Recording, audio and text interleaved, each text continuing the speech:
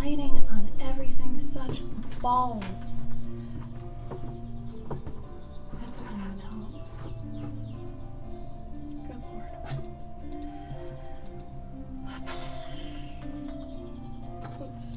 This is crap. This is utter crap. What's that too?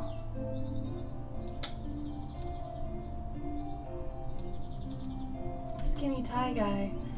But I thought if you're a bigger guy, if you're a bigger guy, aren't you supposed to wear like medium to thicker ties to make yourself look slimmer? And if you're a really rail thin guy, you're supposed to wear thin ties? I think or is it backwards? It's dependent on the style, really.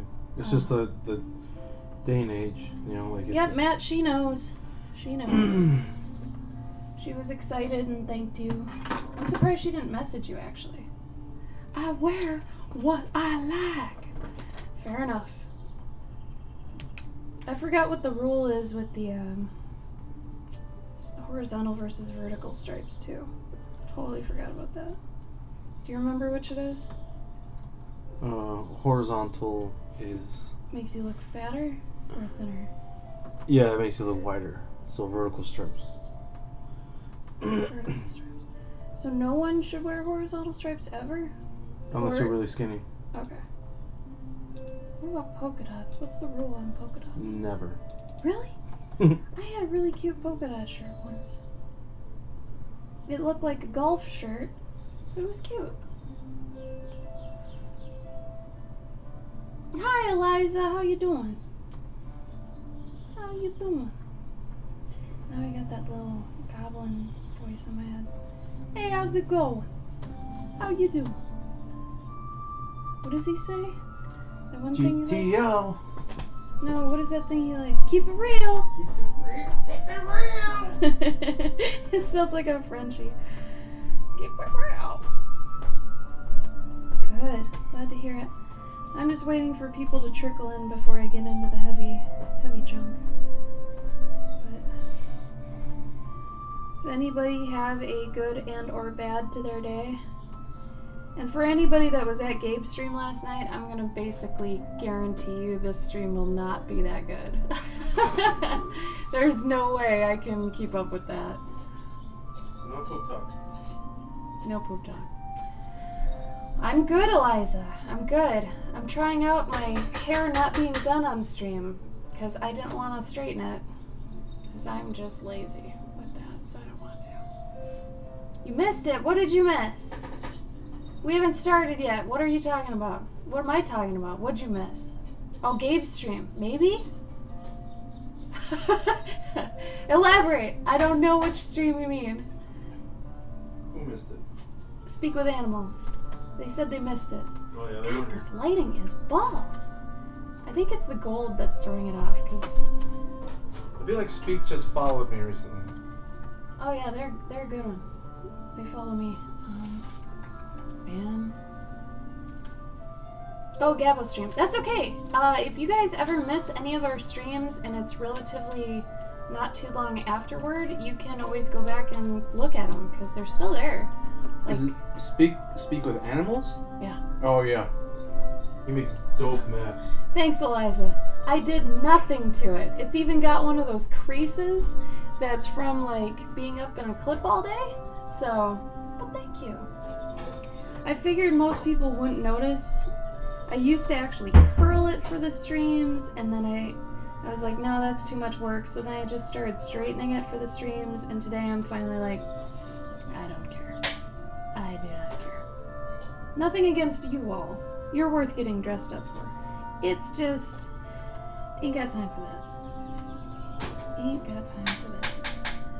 And I'm sorry about the lighting on this. I don't know why it looks so bad. It really doesn't look that bad. Yeah, he's a beefer. He's a beefy cat. Okay, so I said, okay, we've got 10 people here. That's enough. That's enough. Or maybe, actually, maybe I'll get like, you guys okay if I work on this for like 5 minutes? At least you can see this better than the other one. I don't know what's going on. I do not know what's going on. Why am I dripping with goo?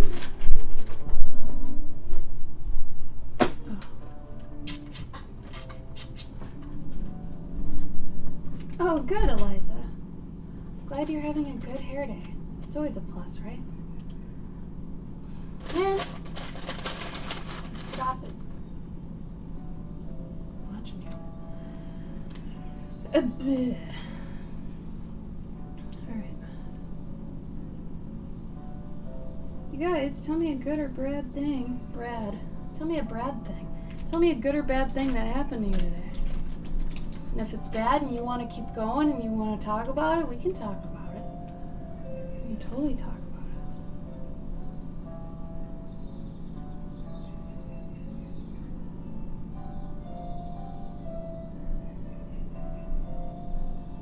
Yeah, I'm gonna use this.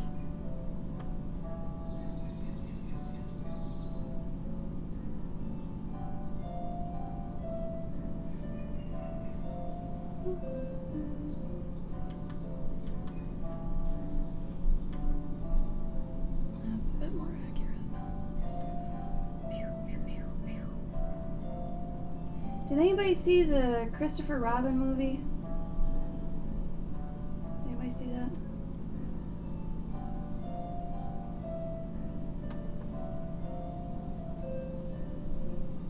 So wait, Sniggle, you bought it from an antique shop? Are you sure it's still in good condition? Do you have to restring it? Oh no, Eliza. Was it you who we were talking to about... Sorry, I was gonna scratch my head and I threw my pen. Was it you who we were talking about with your mom keeps wanting you to draw a family and you're like, no? Was that you? I'm trying to remember. No problem, speak.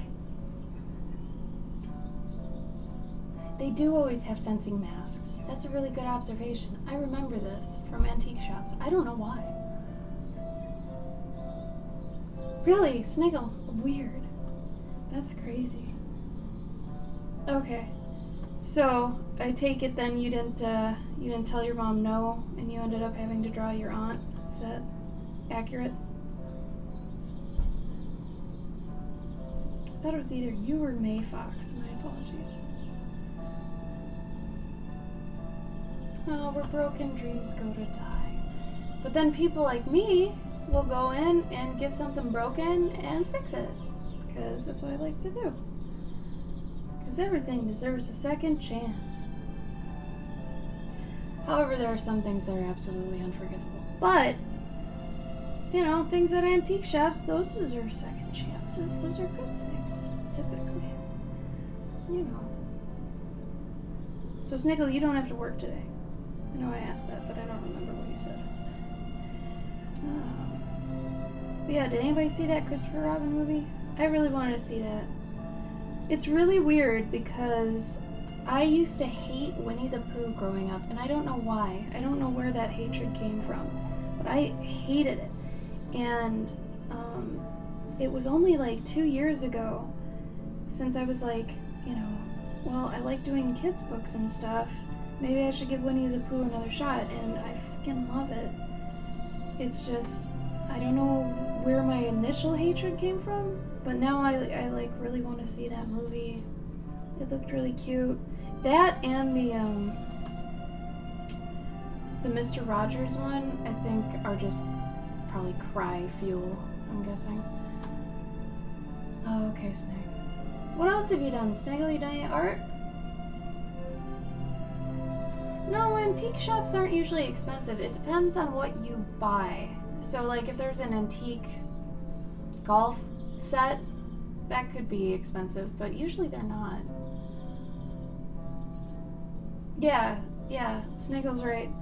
I mean, sometimes you can find a real deal. It really depends on what you're into, because, like, if you're into something that is absolutely unwanted by basically everybody, which is half the hobbies I'm into, it's great because you can get everything for super cheap because no one wants it. So when the antique shops appraise things, they're like, nobody's gonna want this, you know, mark it down. And I'm like, yes, it's pretty great. I've gone all day. Oh, I understand. Maybe that's good though. I mean, if you've been drawing a lot lately, maybe it gave you a break. Also, for those that are interested in my mentorships, I'm probably going to not be doing those, or at least on a very seldom basis. I had to kind of pull away from social media a bit. It was getting a little too rough. So, and just people in general. I was taking on too much stress, I'll say. Oh, and for anybody who's like me, and you try to take on the weight of the world too often, maybe that makes sense to you, maybe it doesn't. But there's this really great article that I finally found, and I've been looking for this kind of stuff for a really long time, because I worry a lot about stuff I can't control that is important, and it sucks. And it really works me up a lot, and poor Gabe has to deal with it. I feel bad for Gabe. But I was looking for resources online. I'm like, how do I stop caring about certain things? And I've even had friends that are like, you should really stop caring about that. It's like, it's important though. Like, if you care too much about something that's stupid, yeah, that's dumb, that's a waste of time, whatever. But like, what about if you're always worrying about things that are like important, like politics or fan art, stuff like that, or just, people. What if you're worrying about people and you can't really do anything about it? So I was on this hunt for a how to stop caring about things article to kind of help me out. And I finally found one, and it's called How to Stop Worrying About the Troubled World. And I can't really see that. But it's basically like saying how to not really care about it. And what sucks is that if you care about stuff, that's great.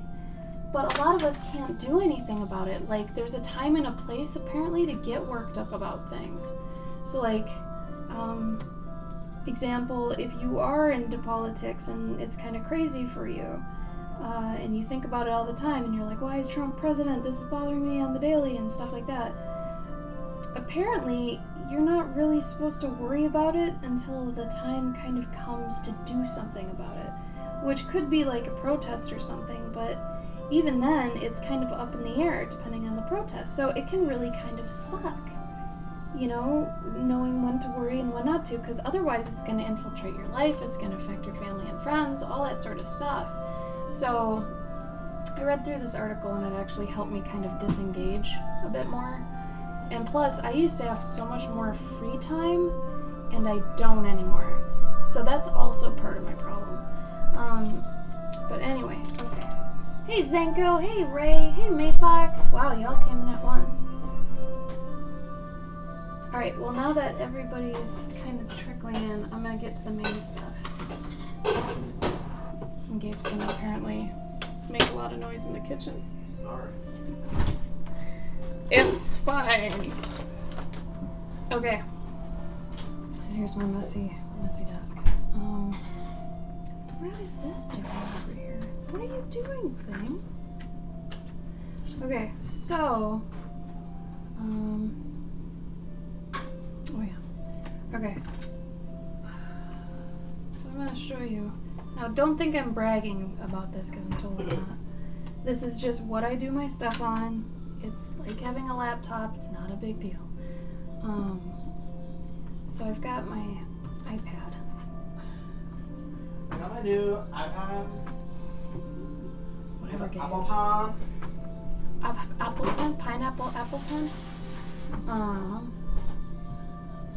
This is so... Oh. That would be why. Okay, so... Okay. So I'm gonna explain this. I feel like whenever somebody whips out some tech or something on a stream, it's like, look at what I got. That's not what I'm doing. Okay, that is not what I'm doing. I'm just showing you a good use of new technology, but you can do this on whatever you want. Are we working digitally today?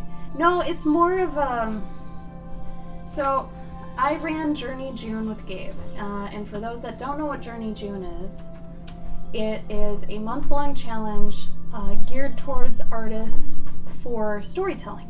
So a lot of artists don't understand how to tell a story. However, they always claim to have so many stories, right? So Gabe and I got kind of tired of that, and we wanted to have people start putting their money where their mouth is, and also to start actually creating content, right? Creating these stories.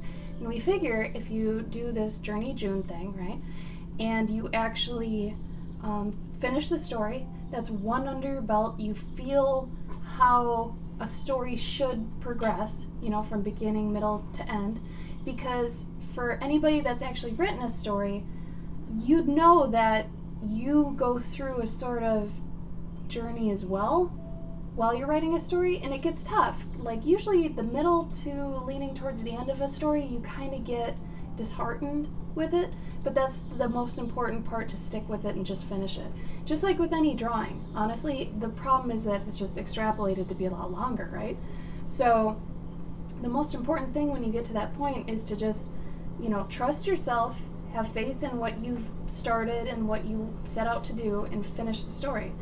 Because, as Gabe said in the past, you can't edit something that doesn't exist, right? So you need to at least finish something, right? So Journey June was actually, we took the hero's journey, which is the most iconic, you know, timeless, famous formula for any movie, book, whatever you want to say. Anything that's been popular, that's hit mainstream, basically the hero's journey. I would say even 90% of things.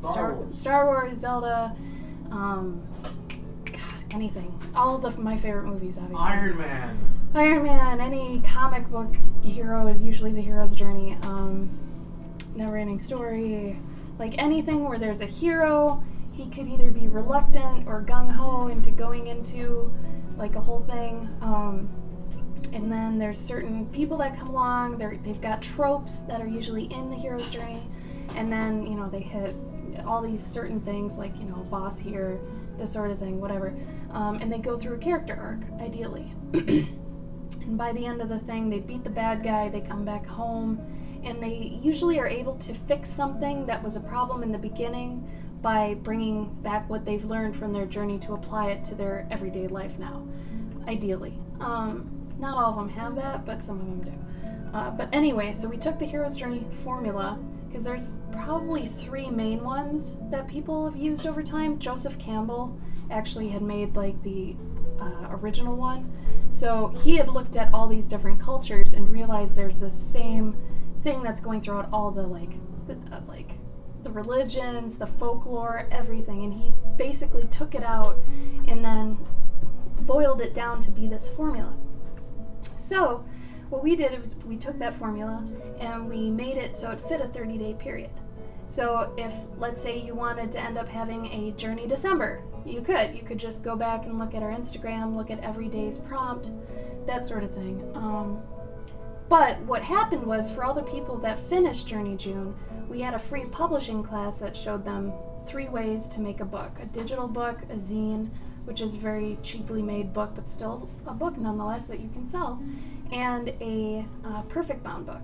Like a really nice, ooh, you know, this is what you do when you start getting more professional about your job.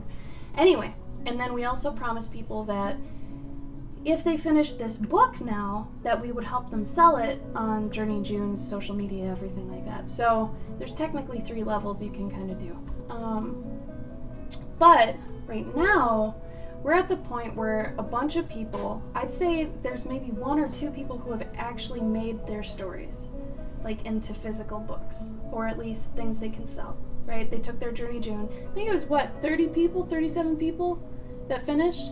37 people finished Journey June. Only 2 of them so far, and this is excluding us for the moment, but we are working on it, to actually make them into books they can sell. So 2 out of 37. So we're hoping that more of you who did it and finished it will actually take it to full fruition. So, hi Pocknock, hey Fire Seal. So, I wanted to show you the next step, because I feel like that's a problem with a lot of people, especially if you're not familiar with storytelling or how to actually make a story, which is totally fine, totally understandable, absolutely just fine. There's nothing wrong with that. But no one really teaches you that next part either. So this is gonna be a little bit rough just because I've never taught this before, but also there's not a whole lot to teach because everybody kind of works differently when it gets to this part. So let's say you've got the whole story made, right? And luckily mine is on my Instagram. So this is part of the reason I also say to, what are you doing, Safari? Well, that's weird. Safari's being weird. Exactly, Fire Seal. So I'm going to get to that in a second. So, and this looks a little bit long. So I thought it was good to actually put it on Instagram so I'd have a copy of it elsewhere. People can read it. Like I've told people, if you want to go read it, you can read the whole story. It's the first draft of it, and it's super rough and really, this was part of it too. So we didn't expect everybody to actually do full illustrations, and the few people that were really stubborn about doing full illustrations fell off pretty quick, which I knew they would, because we said, don't do full rendered illustrations. That's not what this is about. This is not an art challenge or an illustration challenge. It's a storytelling challenge, right? We wanted you to focus on what was happening. And the whole idea of the challenge too was really to weed out the people that didn't actually want to do stories, so they actually started feeling what it's like to make a story, and then they're like, maybe I don't like this. Because knowing what you don't want to do and knowing what you don't like is just as important as knowing what you do want to do and do like. Because otherwise you're just wasting time, right? If you're always aspiring to be a storyteller, but then you never tell stories and you never even know if you like it, that's like saying, man, I really love watercolor, and you never really use it. Or you don't use it at all, right? It's weird. So, with that, I was telling people that, it's good to have it on here so that you can actually go back, look at it, share it, whatever. Some people don't want to share it yet. That's okay. They're a little bit, what's the word? Not embarrassed, but you're a little bit scared to share something that's, you're vulnerable, right? This isn't your best work. You're scared to share it, but we said that it's very important that you share work in progresses, things that are in their early stages on your Instagram, because remember, Instagram is very much not a gallery. It's not your portfolio. It should not be. Your Instagram is meant to be a sketchbook, okay? It's meant to show that you're doing things often. It's meant to have things buried, right? It's a very impermanent medium, where if you really do want a portfolio, put it on a website. Don't use Instagram for that. That's not what Instagram's for. Instagram's to stay relevant. And to be relevant, you have to do things often, right? Yeah, they do. And it makes you look like a better artist, a more humble artist, and a more understanding artist. That you're okay with showing your rough work, You show your good stuff, you show your blah stuff. It's whatever, right? Because to somebody else, your rough stuff might be amazing. Who knows? Right? You gotta stop caring and just let go of all that and just post and walk away. Really just post, walk away. Don't worry about follows, don't worry about likes, don't worry about how you're being perceived even. Just do what you like and put it out there and walk away. Because really, that's the most, I'd say, healthy way to handle it. Because otherwise, if you start getting too obsessed with likes and all this other stuff, you're going to start looking for what people want. And that's bad. That's going to put you in a really dark place where your art isn't going to be yours anymore, and you don't want to touch that. Don't do what's popular. Do what you want to do. So, for those of you who finished, and if you want to say in the chat, if you finished Journey June, be proud of it. Say I finished it. And if you finished it, sorry, I don't know what's up with my throat right now. If you finished it, and if it's online, awesome. That's going to make it easier.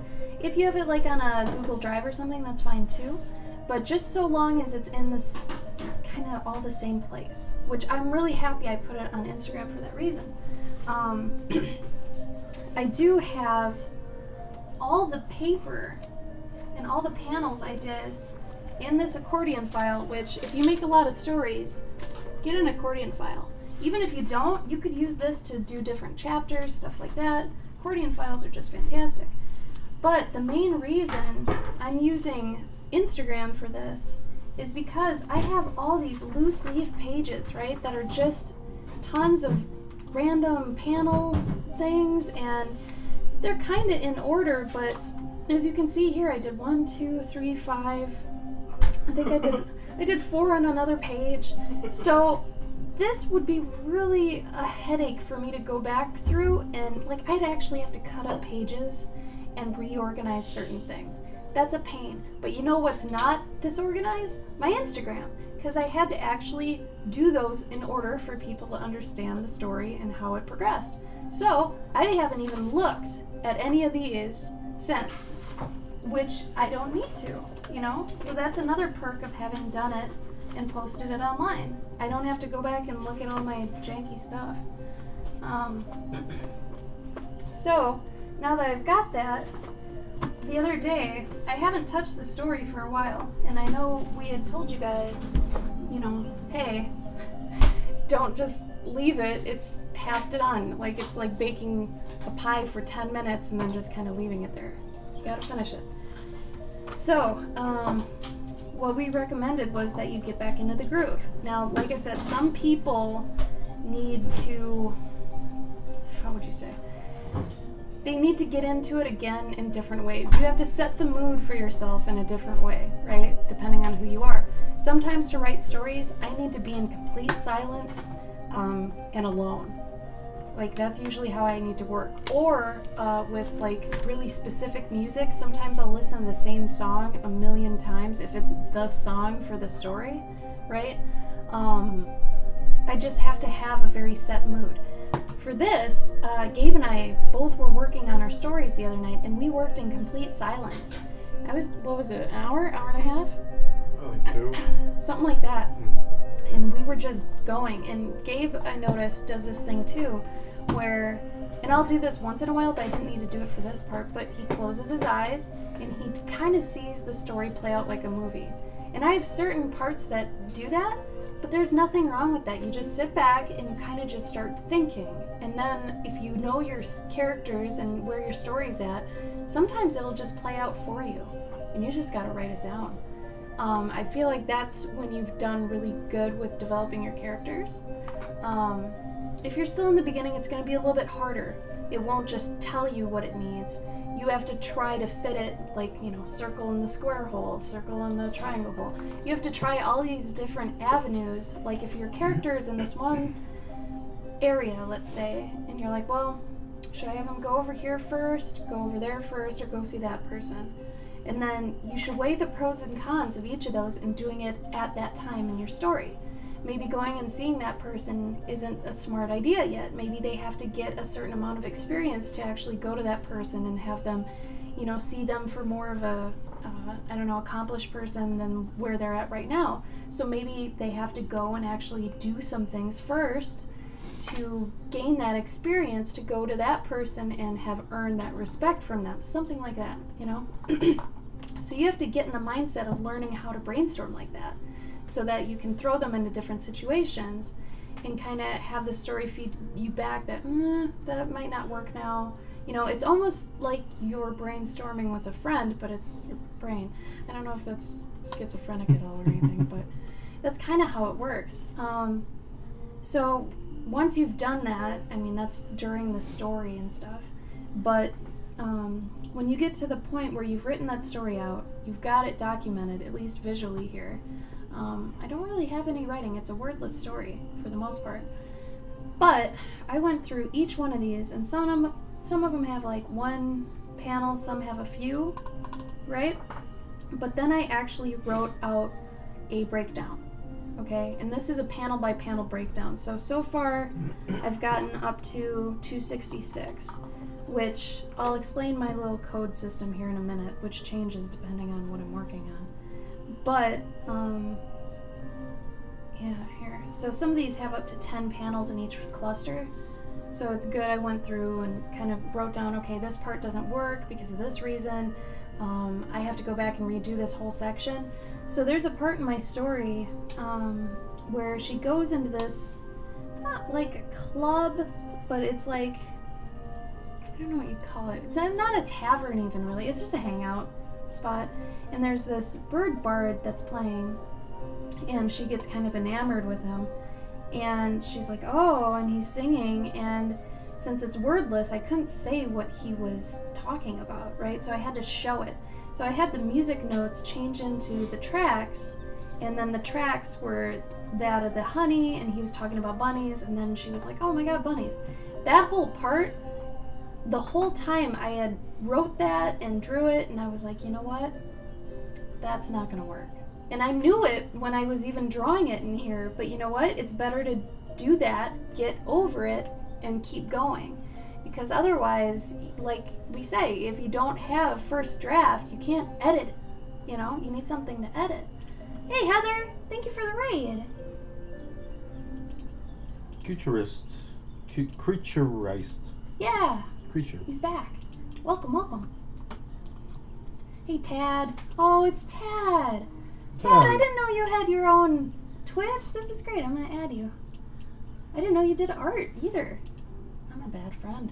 Anyway, today we're going over kind of how to edit, not a first draft, let's see, but a run through of a story you've done. Sniggle said, hey Gabo. Hello. He's been here the whole time, he's just been cooking. What's shaking? Thank you for the raid, Heather. Yeah, I don't know, I think it might actually be lagging tonight on all ends, even ours. Because I noticed that a couple times. That's crazy though, Tad. I didn't even know you were an artist, to be honest. I don't think we ever even talked about it. Weirdly enough. So anyway, when I wrote this story, when we were doing Journey June,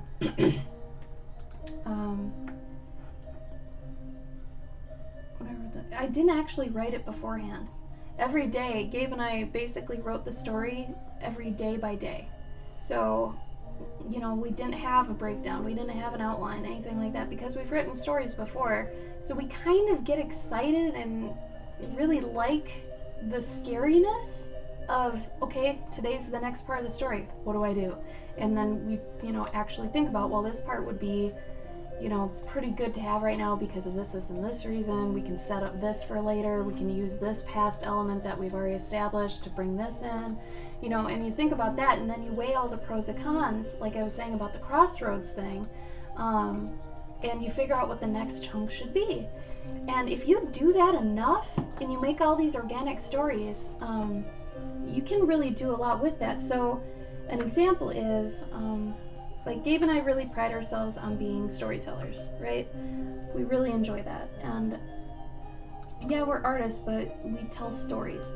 So what we've done in the past, and what I got a kick out of doing, like, what is it, maybe 2 or 3 years ago, somewhere in there, she's stealing my tag, man, is I used to do these stories that every day I would add a new part of the story without thinking of the entirety of the story, right? I wouldn't actually, you know, write down the story before actually illustrating it, which made it a lot more fun and exciting for me. So every day I would post the next one and, you know, all that sort of thing. And I actually got some people worked up in a couple of these, which was really cool. Like, they'd come back the next day to see the next part of the story. It's basically a web comic, but not as like full. I mean, it was just an illustration, right? I'd have some writing to it. But, you know, after we got used to doing this, I mean, we were basically doing this anyway now. So Journey June for us is pretty easy, but it's good for other people if you want to be a storyteller to actually flex that muscle as much as you can. Tell stories all the time. You know, even if it's on a little post-it, draw a little story, something like that. Because you need to know how the beginning, middle, and end of a story feels like for you to actually journey through. So as your character was actually journeying, so were you. You know, you actually had your own hero's journey outside of your hero's journey. Does that make sense? Yeah, Sniggle did buy another weapon. It's a bow. He got it at an antique store, though. I feel like you know Tad? Yeah, Tad is Heather's husband. Oh, You've met him. I did. I didn't know that is it the same Tad? Yeah. Yeah, I mean, yeah. Because he's like mega F-bomb dropping good. Oh, Like he's... like his art? Oh, no, that's him. Never mind. Yeah. Yeah. Okay. We had no idea. Yeah, we had no idea. Dude. I don't know why. We're terrible. You're like... Hey, Raven. I'm going to, like, put his thing in the thing because he's you know, next actually, level. I should actually talk about this. If somebody starts stealing one of your tags, confront them. Even if they're another language, you know? And just be like, hey, I've been using this tag kind of for years. You know, if you click on it, you can see. And then they won't want to use it anymore. I actually had to do that for Journey June. There was this girl that was doing a Journey June thing, and I was like, Why don't you change it? Yeah, I was like, well, because we've got 1,000 posts under this, and you've got 4. And she's like, oh, yeah, then I don't want to use it. Like, a lot of these people who are using hashtags don't go and look at them. They're just like this girl. She's like, oh yeah, okay, daily story bits, so whatever. I'm so fun. I love coffee. You know, whatever. But usually they don't actually click the hashtag they're using. So they don't see what their stuff's being mixed in. They just hope that people find them due to that, right? So, anyway. Yeah, Tad, why don't you have tables? Seriously. So you'd steal everybody's money with all this fire. Like, it's great. You're wonderful. And you should be streaming too. You and Heather could be doing what me and Gabe are. Seriously, and you're a great personality. You're denying the world, Tad. You're denying the world. Yeah, it's hard. I'm not gonna lie about that. Journey June is one of the harder monthly challenges that's out there because some people just aren't wired for it and they find out that. And that can suck, but the main thing we wanted was that the people that really want to be storytellers actually stick with it throughout the whole thing, okay? Because really, it's going to give you so much experience by the end, and the pride level is nuts, right? So, we also wanted to weed out people that give shit poor excuses. Honestly, like, there were so many, and they did it publicly. So many people would actually either message me or tag the Journey June account and be like groveling, like, I'm so sorry, I can't keep up with this, and, you know, I've got too much going on, and with school, and blah, blah, blah. Gabe and I hate excuses, unless they're good ones. And the good ones usually have to do with, like, family or disabilities, or, you know, you've got some sort of illness. Those are legitimate excuses. But if you just don't have time, that's like the worst excuse possible. Really. If you're just starting out, like if you're at Gabe and my level and you don't have time, we're being completely honest with you and we don't have time for something because we're actually doing a ton of other shit. But when you get someone who's kind of early in their art career and they say, I don't have time, and you're like, okay, what did you spend your time doing yesterday? I played this game for like 5 hours, and then I was like outside, I went to a coffee shop for like 3, and you're like, what? Why? I drew an eyeball. Yeah, I drew an eyeball and like 6 arms in my sketchbook. It's like, no. Okay, no. Yeah, Sniggle, right? With fun coffee girl voice. Maybe I could. Maybe that's my special stream at the bottom. If I ever get there, I'll do like a Valley Girl stream. I'll even dress like it and put on like crazy makeup. Can't wait to find a cheap laptop or a free one. Also can't wait to find my graphics tablet. Well, I mean, I think actually the cheapest not laptop, but the cheapest like tablet you can get is like $80 at Best Buy. Like it's a. Is it a Chromebook? Well, I'm talking about the tablet. Oh, tablet. It's an. Hold on, I'll get you. But otherwise, like laptops. Yeah. Yeah, you can probably go to honestly, this is really messed up. But if you go to a not a thrift shop, what are they called? Pawn shop. Oh yeah, pawn shops. They usually have really inexpensive laptops. Raven, I'm gonna say some advice real quick. Only get like, you know, a Wacom like, graphic tablet, like the screen ones or something like that, if you know you've reached that level. Don't get a tool thinking that it's going to fix you. If you're like, man, I could really do way better art if I had enter thing here, like a companion or, a surface or a Cintiq. If you're saying that, that's not right, because your art should not be dictated by the tool you use. You should be able to use whatever, and if it's good, it's good, and then to eventually move up to that point just because you want it. Does that make more sense? Like, we've known too many people that drop like $2,000 to get these things because they think that it's gonna make them better. It's not. You have to make you better. And then once you get to a point where you're like, yeah, that would actually help me for like this, and this reason, because the way I'm doing it now, it's blah, blah, blah. Like, it has to be from a place where you're not trying to fix your inadequacies with tech.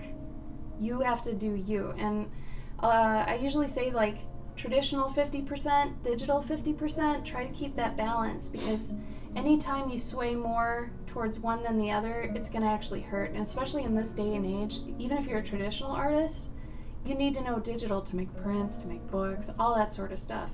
And then digital, if you're primarily digital, you really need that traditional side, because traditional is backwards compatible and forward compatible with like digital. Digital is not with traditional. You can't paint in digital and expect that to translate to traditional. It just doesn't work like that. In fact, it almost hinders you and puts you at a disadvantage because of Control-Z and having all these layers. It's way better to go from knowing traditional really well to going to digital than backwards. So like the people who have been using digital since they were, kids, and they haven't really touched a sketchbook, that's going to be a hard lesson, because we know some people who are scared to death to actually draw on paper. It's so weird, Hey, Kev, how you doing? Yep. That's why I draw on paper. Okay, Raven, that's good. As long as you think you're ready, and you're not trying to make up for, shortcomings. When the power goes out. Yep, the robots, right? Always the robots. All right, back to this real quick. So we got to the point, let's say you're done. You've got all your panels, whatever, pages laid out and whatever.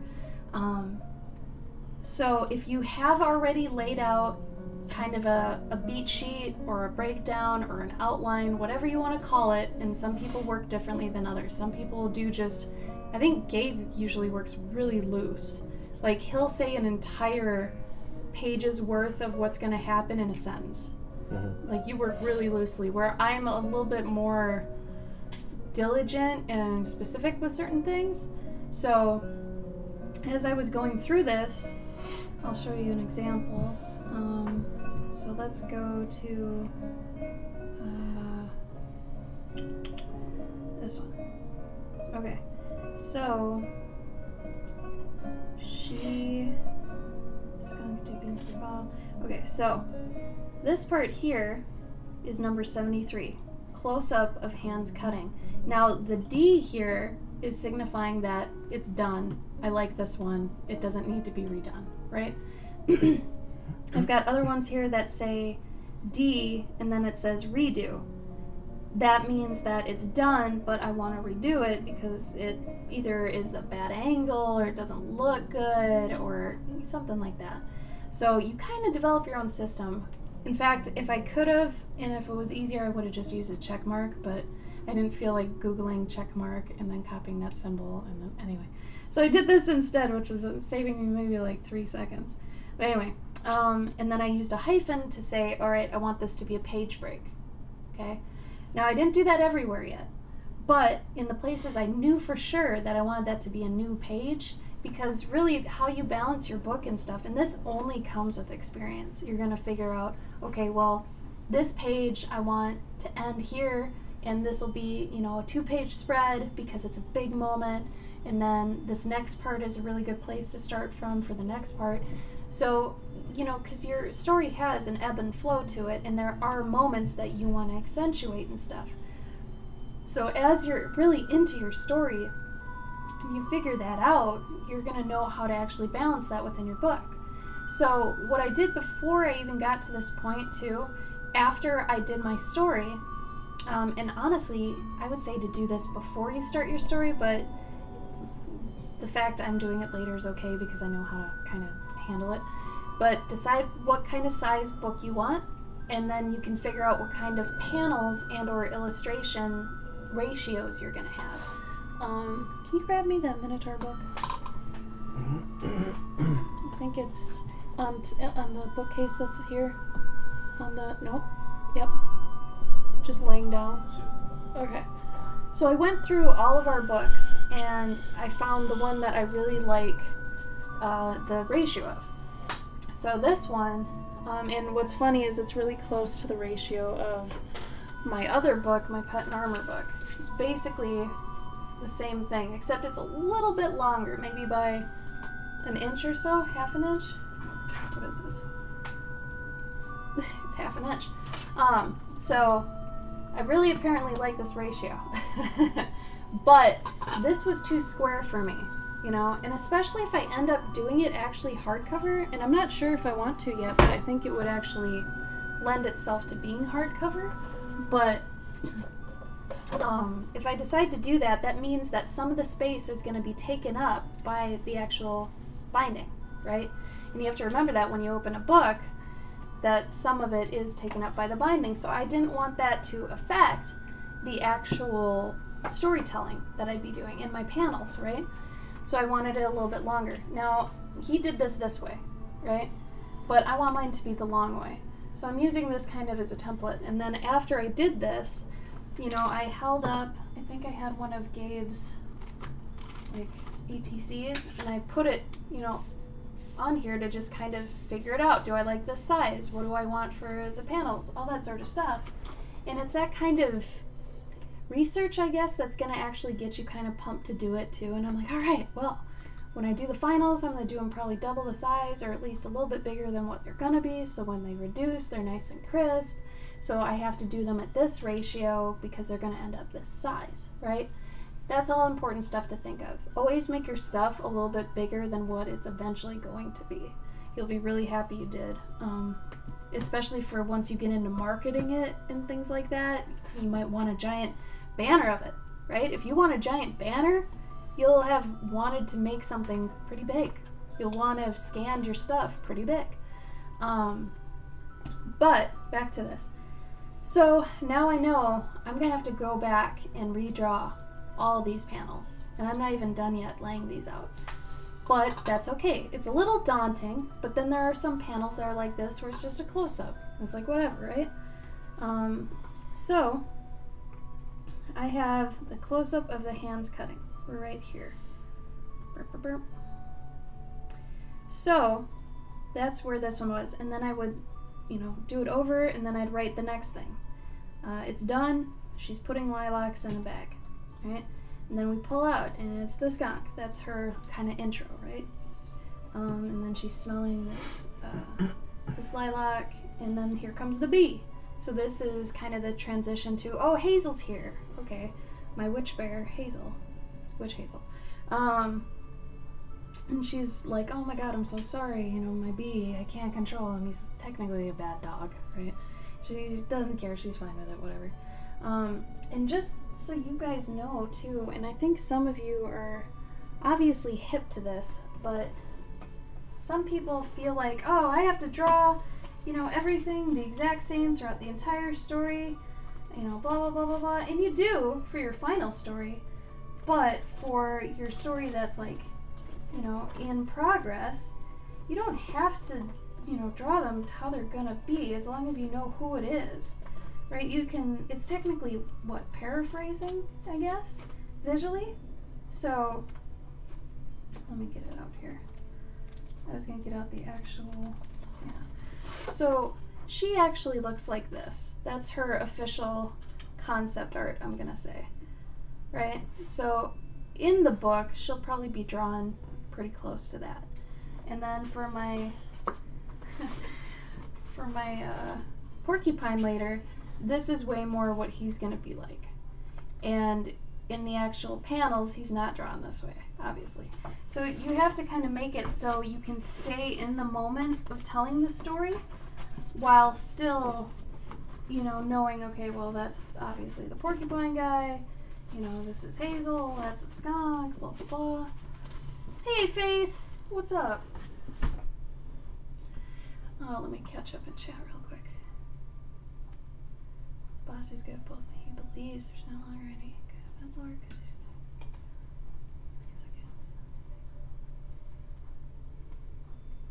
That's crazy, Creech. Gonna arrange the images in a comic book. Yes, I am, Kev. So that's the other thing.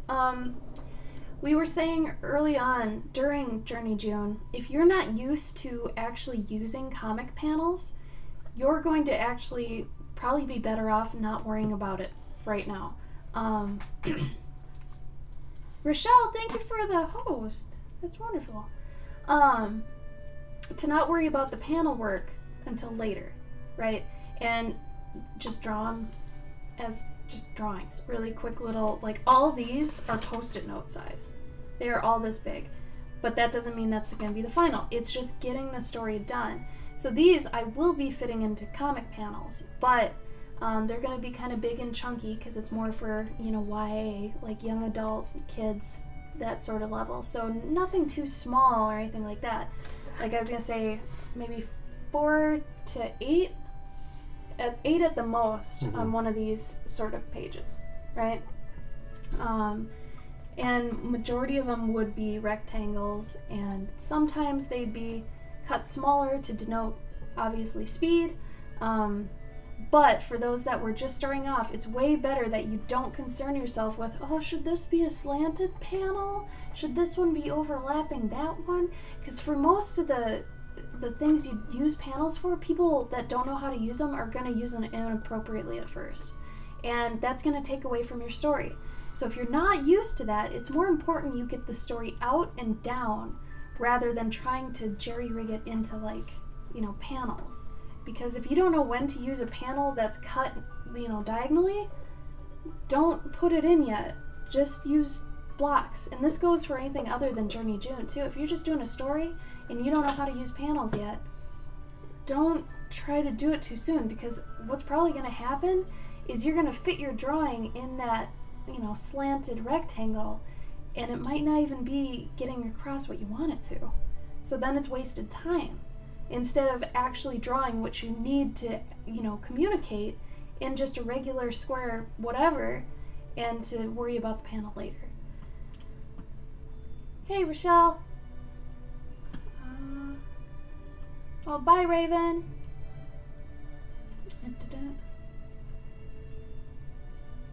It's today's your birthday or tomorrow's your birthday, Faith? I think tomorrow. Well, happy birthday. Happy birthday. We'll have to do something special for you on Gabe's stream if you show up. We all know what that is. So back to this. So it's good even if you already drew it, like if you're like me or Gabe and you draw it before you actually do the breakdown, it's still good to go back and make a breakdown, if even just to assess what you've gotten done and what level it's at. So all these I'm going to need to redo anyway, but the ones that have the D at least tell me, well, that's cemented in the story.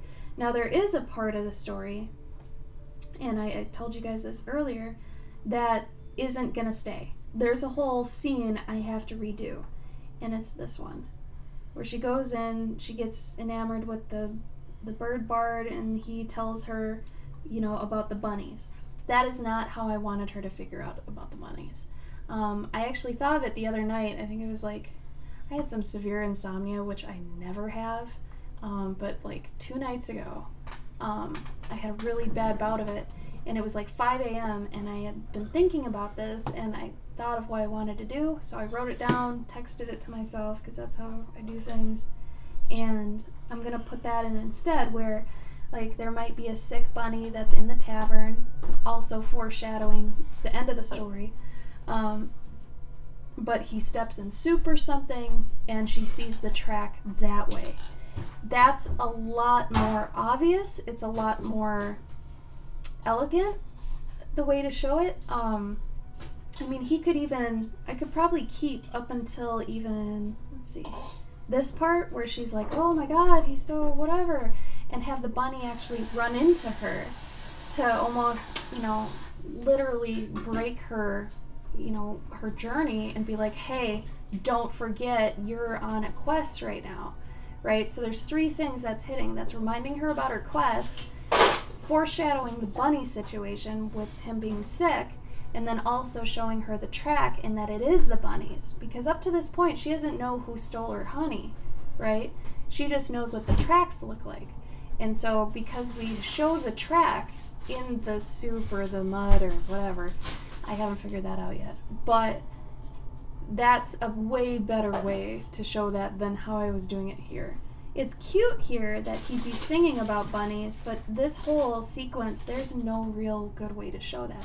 So this is one of those ones that when I got to it, I had to just basically, say no and rewrite it.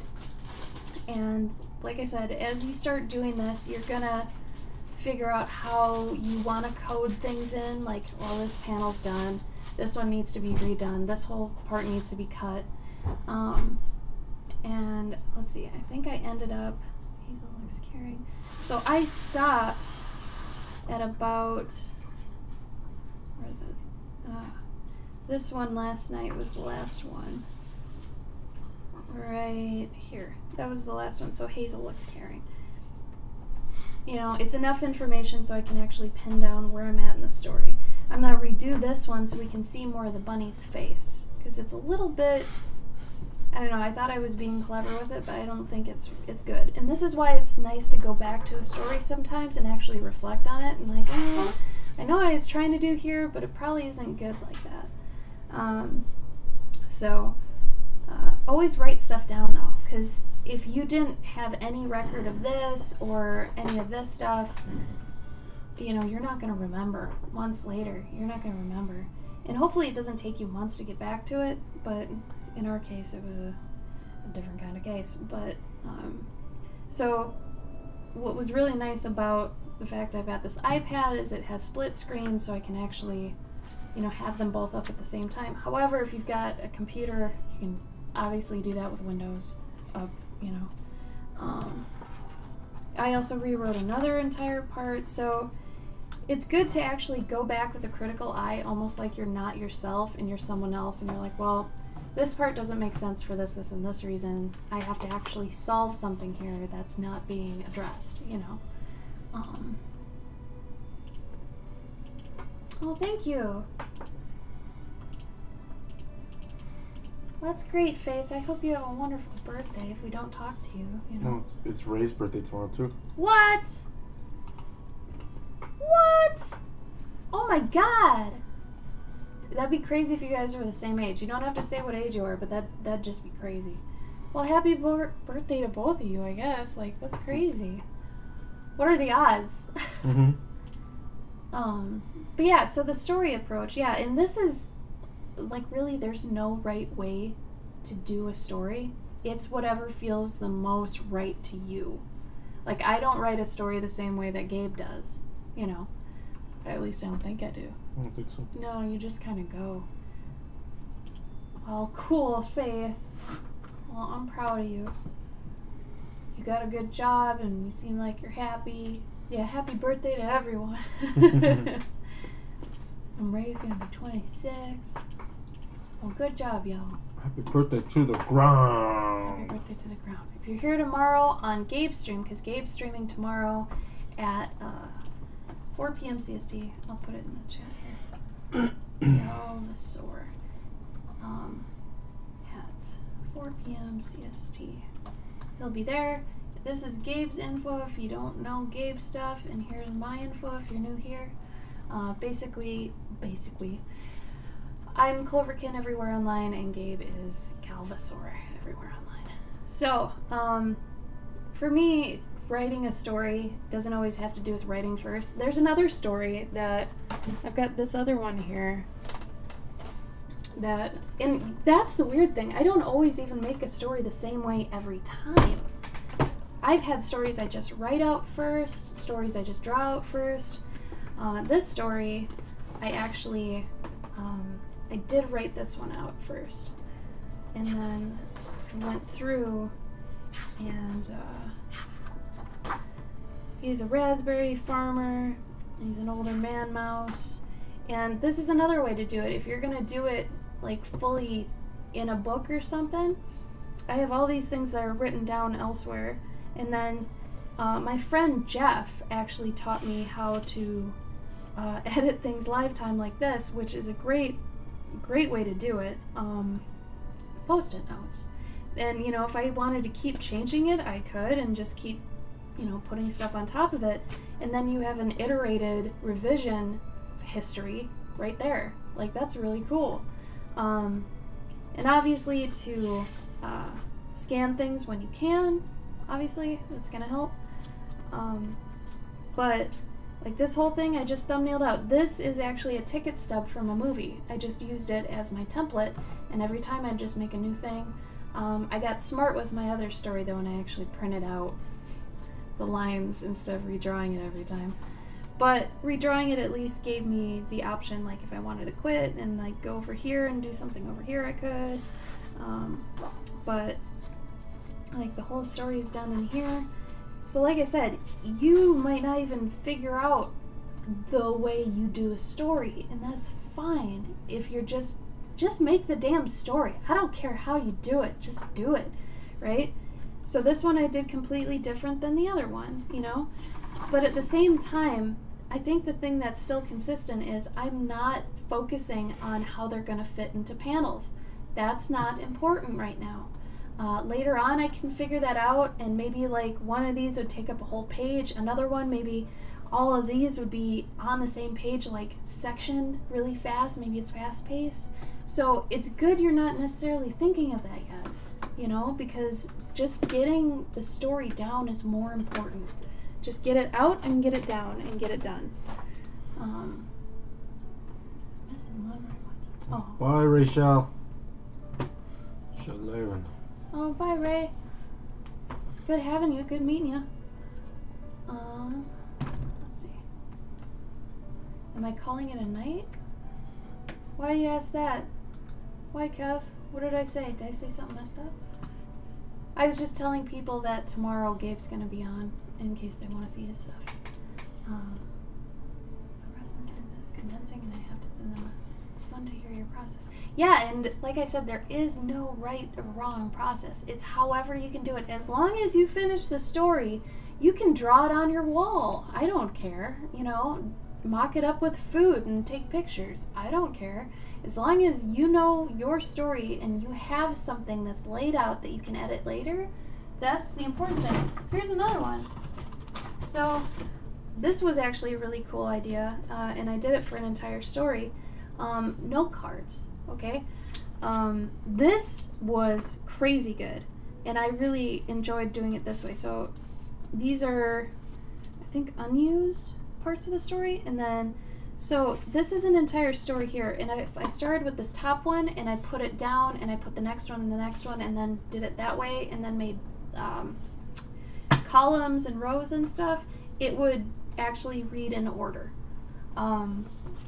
It was actually a really cool thing I found on I think it was a storytelling website that was telling, you know, their process, and I tried it, and it's great because the thing that I was having trouble with for a while where I couldn't write a story and I felt really just debilitated by it was technology was kind of holding me back. I felt very caged by it, and I really liked just thinking and just being quiet.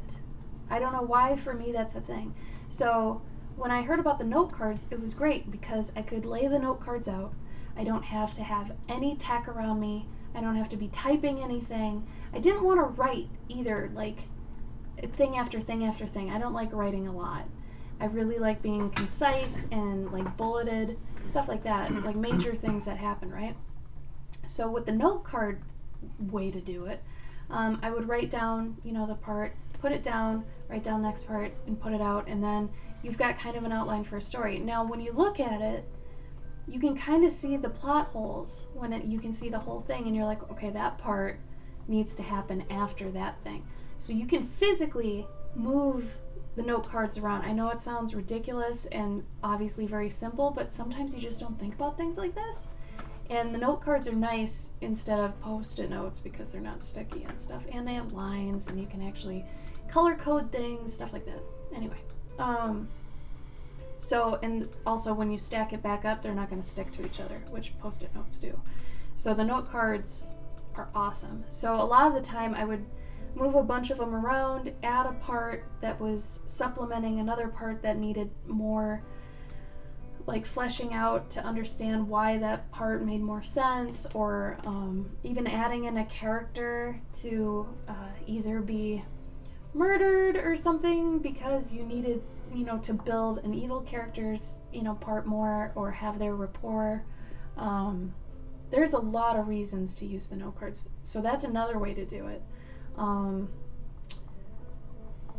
don't know, what would you say your main process is? Usually I just think about the whole story in my head. Like you think the entire thing through in your head? Usually. See, I forget too much. I wouldn't be able to do that. Like you never write anything down right away or draw anything? Not usually, because Wow. I go over it so many times in my brain. So they're usually shorter stories. Yeah, but Okay. even like if it's a longer story, then I know the beats of the story, and everything in between is just sort of like You can because just think I've about it later. yeah, because I've written so much that I know how to like it. I think a lot of people get stuck on exposition, Yeah, of, like, and what talking. to say. Yeah, Man, I can't even tell you how much to not care about talking in the beginning. like you should worry about that afterwards. And if you think of a really good line, like oh, you bastard, that was my piece of pie, then write that one down, obviously. But So something I very heavily believe in is if your story makes sense without dialogue, you did a good job. If you add in dialogue, it should only be at the parts that need it to actually sustain what's going on. So if you're afraid of doing dialogue or you think you suck at it, don't even go for it right away. I think too many people think you have to figure out dialogue, figure out the panel work. You don't have to do any of that right away. And in fact, like, all my stories so far, minus 3 of them, are wordless. This one doesn't have words. And I feel like as an artist, if you can get across a lot of ideas and what's happening through body language in your characters, you're doing a good job. If you need any graphical elements or anything, I think the only words I've got in here are elixir, which I don't even know if I need that. I probably don't even need that because when we see it again later, it's not like it's written on it. So I might even take that out. But I think I just have it say Honey Hut right here. I think that's it. I think that's like one of the only things. I really didn't want to use words because also you could give it to anybody. I could go to Japan, hand someone my story, and they can read it. Like, I think that's cool. Even this concept art I did that has all these flowers written on it, I'm probably not going to use that. You don't need to. As long as I've got, those cauldrons and then I've got flowers around them. I mean, as long as the flowers look like the flowers they're supposed to be, it's fine.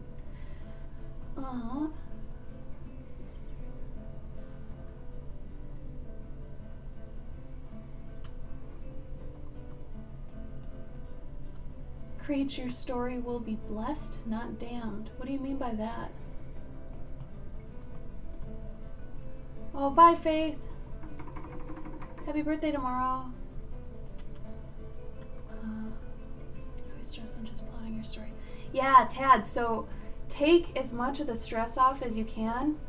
And to do that, it's similar to drawing. Like, if you're afraid of doing a drawing, usually do something small, right? Same thing with a story. Like, write down what you know right now. Like, maybe it's just the beginning and the end. That's enough to start. Then you're like, oh, maybe there's this part where they do this. And the best thing you can, be with writing a story is curious.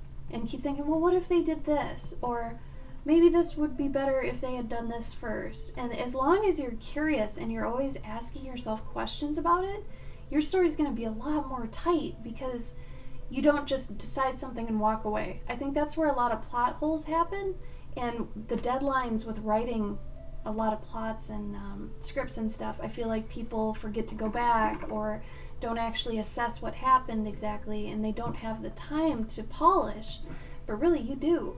And, you know, as long as you're a curious individual, you'll remember, right? I don't care how you do it, just write the damn story. Oh, I see. Well, I didn't mean damned or blessed. That's not how I speak. Yeah, no. I mean, as long as you're doing the story, it doesn't matter how you do it. Yeah, man. I mean, I think a lot of people when they start writing stories, they get they're equally excited and scared. And really, it's the same thing as art. You just have to do it. Start walking the walk. Make a tiny story first, then go from there. Obviously, this is a little bit bigger, and I didn't expect it to get this big. And that's okay, because I'm really happy with what I ended up with, and I still think it's worthwhile to actually do it. It turned out a lot better than I thought it would. Because originally I was like, okay, I'll just do like, you know, a kid's book. Every page is a different illustration for that part of the story. I ended up wanting to tell more with it, and along the line I was okay with it, and I was like, you know what? No, this is good. This is what the story is supposed to be. Because at some point your story starts telling you what it does. And that's really exciting. That means you've put a bunch of things in motion that can actually keep themselves going. It's like if you were building a machine and you had a couple cogs and like, I don't know, a rubber band or something, and you hooked it up to a potato, right? And it just starts going. And then anything you add on to that, you see it start doing something else, right? But maybe it works with this other thing and you're like, whoa, that's great. That's kind of what a story should be, but you have to know that beginning foundation and how to set that up. The only way to do that is to do it, and to do it a bunch of times, right? Same with like studying anatomy and all that stuff. Like eventually it gets added to your visual library because you've done it a lot, and then you just remember it. Same thing. Honestly, it's all just kind of the same thing.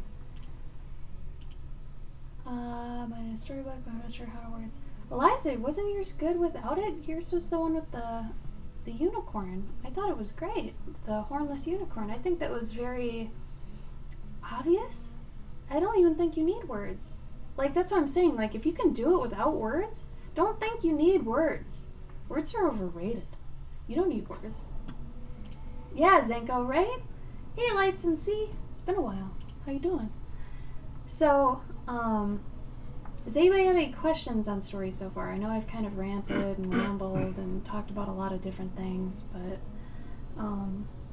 like now this is at least set up for me to where I can be anywhere, because this isn't a Google Doc as well. This is on my Instagram, so I have both these things at my disposal wherever I go. So at some point I can at least do one panel a day at the very least, right? No matter where I am. We're going to be at New York Comic Con in a couple weeks. I should be able to work on it there. Like, there's no reason I can't work on it, you know, at this point. So picking away at your story once you've got it laid out, even if it seems a little bit daunting, you know, going over 250 panels or whatever, do it. Pick it off little by little. I mean, don't start to think too much about it either. Like, take one thing at a time. One thing at a time. So establishing shot of the town. Okay, I just have to do a town today. That's it. That's it. You know, and on the harder shots, maybe since I'm not used to drawing buildings, let's say, that one is the only one I get done that night. That's okay, but maybe the next day I get all these done because they're close-ups or something. You know, it's gonna change, and as long as you're okay with changing how you're working and what you want to work on, you can also skip around at this point too.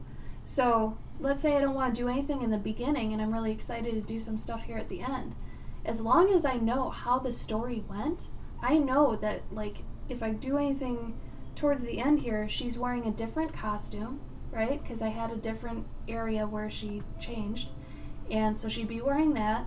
You know, certain things would be present because it's later in the story. That sort of thing. Like, you should know at that point. So if you want to do another part, go do that. If you don't want to do something, you don't have to do it, right? Because that way you know the things you do draw. you'll have wanted to draw them and they'll end up how you wanted them to. Sometimes when you force yourself to draw a part you don't necessarily want to work on, it's not going to be as good as it could, right? So, you know, I don't want to say to not force yourself to do something sometimes, but sometimes, you know, if you can, like obviously if you've gotten everything done in the last couple or maybe stuff you don't want to do, you kind of have to muscle through that to just get the thing done, right? But in the beginning when you got a bunch of options, you know, that's great. Yeah, Eliza, I think yours is, especially the style, like that could be for 3-year-olds or something. You know, it could be for a very young kid that doesn't even know how to read yet. I really don't know if you need words, you know? How much backstory do you write for, you know, about the world? Okay, that's a really good question. I think this one is a really good question, and it actually gets me a little heated up because everybody's like, I've been world building for like 5 years. I've got, you know, 200 characters, all this stuff. It's like, how far are you on writing the story? Can I make an analogy real quick? That, like world building, it's almost like going and playing like let's say World of Warcraft, and all you do, you've created like 20 different characters, but you haven't used any of them. Like you have not even played the game yet. Yeah. You're not going to know how to play the game until you play the damn game. I would say world building, honestly, should take a backseat. Start writing the damn story, because it's just going to tell you what it needs. World building, like for this, the most world building I did, I'll be honest, and this is what we did before the actual challenge started, because seriously, everybody thinks you need to world build and like, you know, do all this stuff beforehand. You know, there is a picture, actually it's in here, I'll just show this. This was all I started with. That's it. That was my world building, if you want to call it that. It looks pretty dark on that screen, actually. But this told me everything I needed to know about my world. So before Journey June starts, I think next year we'll do a month beforehand, but we had 2 weeks before it started, and I said, do your hero. Your hero is going to tell you everything you need to know about your story. And I know that was probably not very obvious to people, but once they started developing a hero, and we wouldn't let you use anything you've made before. We wanted you to make something fresh, crash test dummy situation. You need something new for this. So make something new, because it's going to be true to who you are now. It's not something you did when you were 15, because you don't want that. You're different now, you know. So what we did is we had people do that. So this told me everything I need to know. Okay, she's a bear, right? The story style ended up changing, which I'm glad about. But I simplified it to fit the story theme. I'll talk about that in a minute. But it's told me she's a witch. Her name is Hazel. Okay? And then I was like, well, I want her to have very simple attire, right? Look at these. These are bindings. They're not even shoes, right? But she's got some of this gear is really nice, so she's like a nice mage bear, right? And then this bee is really big, or she's very tiny, right? So after I made this character, I was like, yeah, I really like this. I really like this. I'm going to go with this. So I ended up making her have a little bee friend, because honey, she actually makes honey and elixirs. She infuses the elixirs with all different types of flowers. So all these honeys are made for different reasons. So she's an herbalist / alchemist that makes all these honeys for remedies and stuff for different things using different flowers, because each flower kind of has its own thing, right? So that's what she does. And obviously she's torn up a bit, you know, she's been through some stuff. She has this bag, really like that bag. So I was like, okay, we're gonna go with this.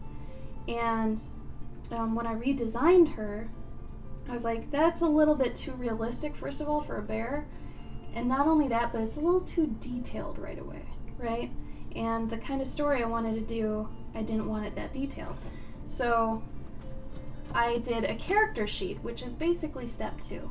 So you kind of break down all the pieces they're wearing. So I've got her shoes here, her underdress, her overcoat, potential little back things for her overcoat, her bag, The bee, I wanted to flesh him out more and figure out more of his personality.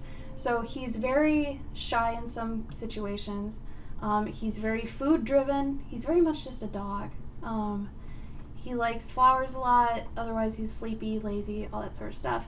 And I started calling her a fae bear, like F-A-E, bear. So she's tiny, right? She's not a bear, a big bear. She's a fae bear. So she lives in this world where all these woodland creatures are all fae. They're all tiny, right? So the bunnies are her size. There's a porcupine, there's a skunk, all sorts of stuff. So they're all her size. So just drawing that one picture, for me, painted an entire world. And that comes with good character design, I feel like. If you design characters a lot, and like I said, I've had 10 years experience with, gaming and being in the game industry, so I've done a lot of characters. I just always am making characters, right? And if you're always doing your own original art and thinking of your own original ideas, you're working out that muscle and you're going to get better and better and better. Don't waste your time on anything that's not developed by you, honestly, because eventually it's going to pay off. I swear to God. Promise you. So when it comes to world building, Creech, I would say don't worry about it.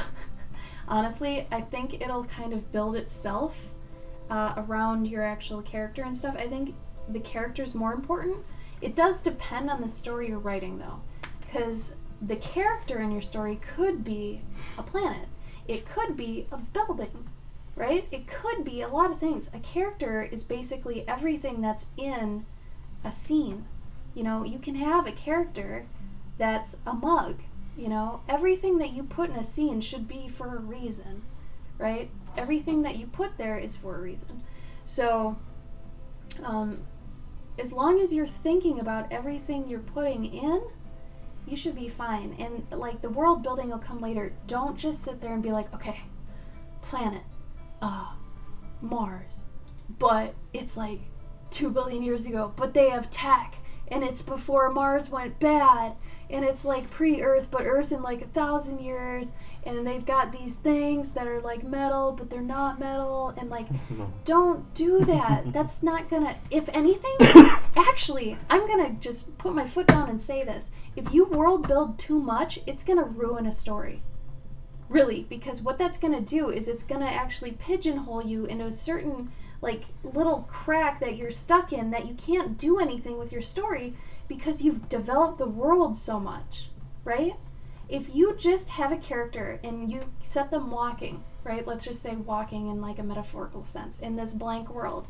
It's basically the Matrix where you can just start programming things in, right? Well, this fits her. Well, what kind of person is she? Well, she's a little bit timid and stuff. How do we want her by the end of the story? Well, we want her a little bit more confident, so she needs to go through a character arc.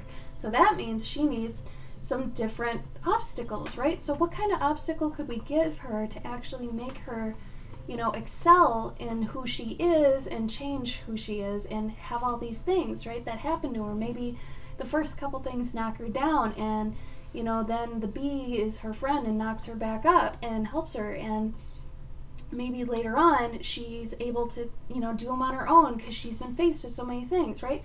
That's how you get fearless, is you keep doing things you're scared of, right? And then eventually they're not scary anymore. That's the same with drawing. That's the same with storytelling. That's the same with going up against a dragon.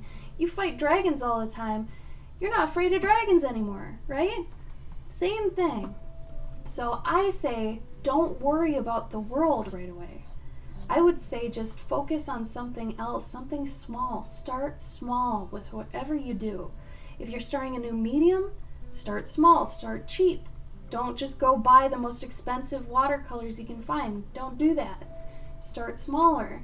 Start on small paper. Make sure you like it before you waste a ton of material, right?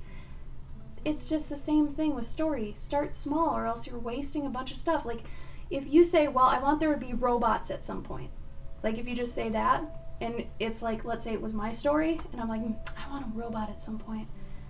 That might not fit the story, but if you're so gung-ho and not able to be flexible about it, that's gonna hurt, because that's gonna make your story feel weird. right? If you have to actually take the robot and fit it in there, and it's not supposed to be, but just because you want it in there, no. If it doesn't feel right, don't do it. And that's another part of just being an artist and knowing yourself, is knowing when something does fit and doesn't fit in either a story or a drawing or something. If something's out of place, just kick it out. Don't let it stay there. Get rid of it. If you know it's not right being there, get rid of it. Yeah, Speak's right. It's a bonus. World building isn't... You don't even need it if you think about it. Think about all those... Actually, think about it this way. Think about a standalone... Like, if you've ever seen these actors... I went to one where this actor acted all 3, like, Star Wars movies just on a stage with himself. It was crazy. But that's what I'm thinking of right now. He painted a world, but he's just one character. I really think your character is going to dictate your world with what they're wearing, their age.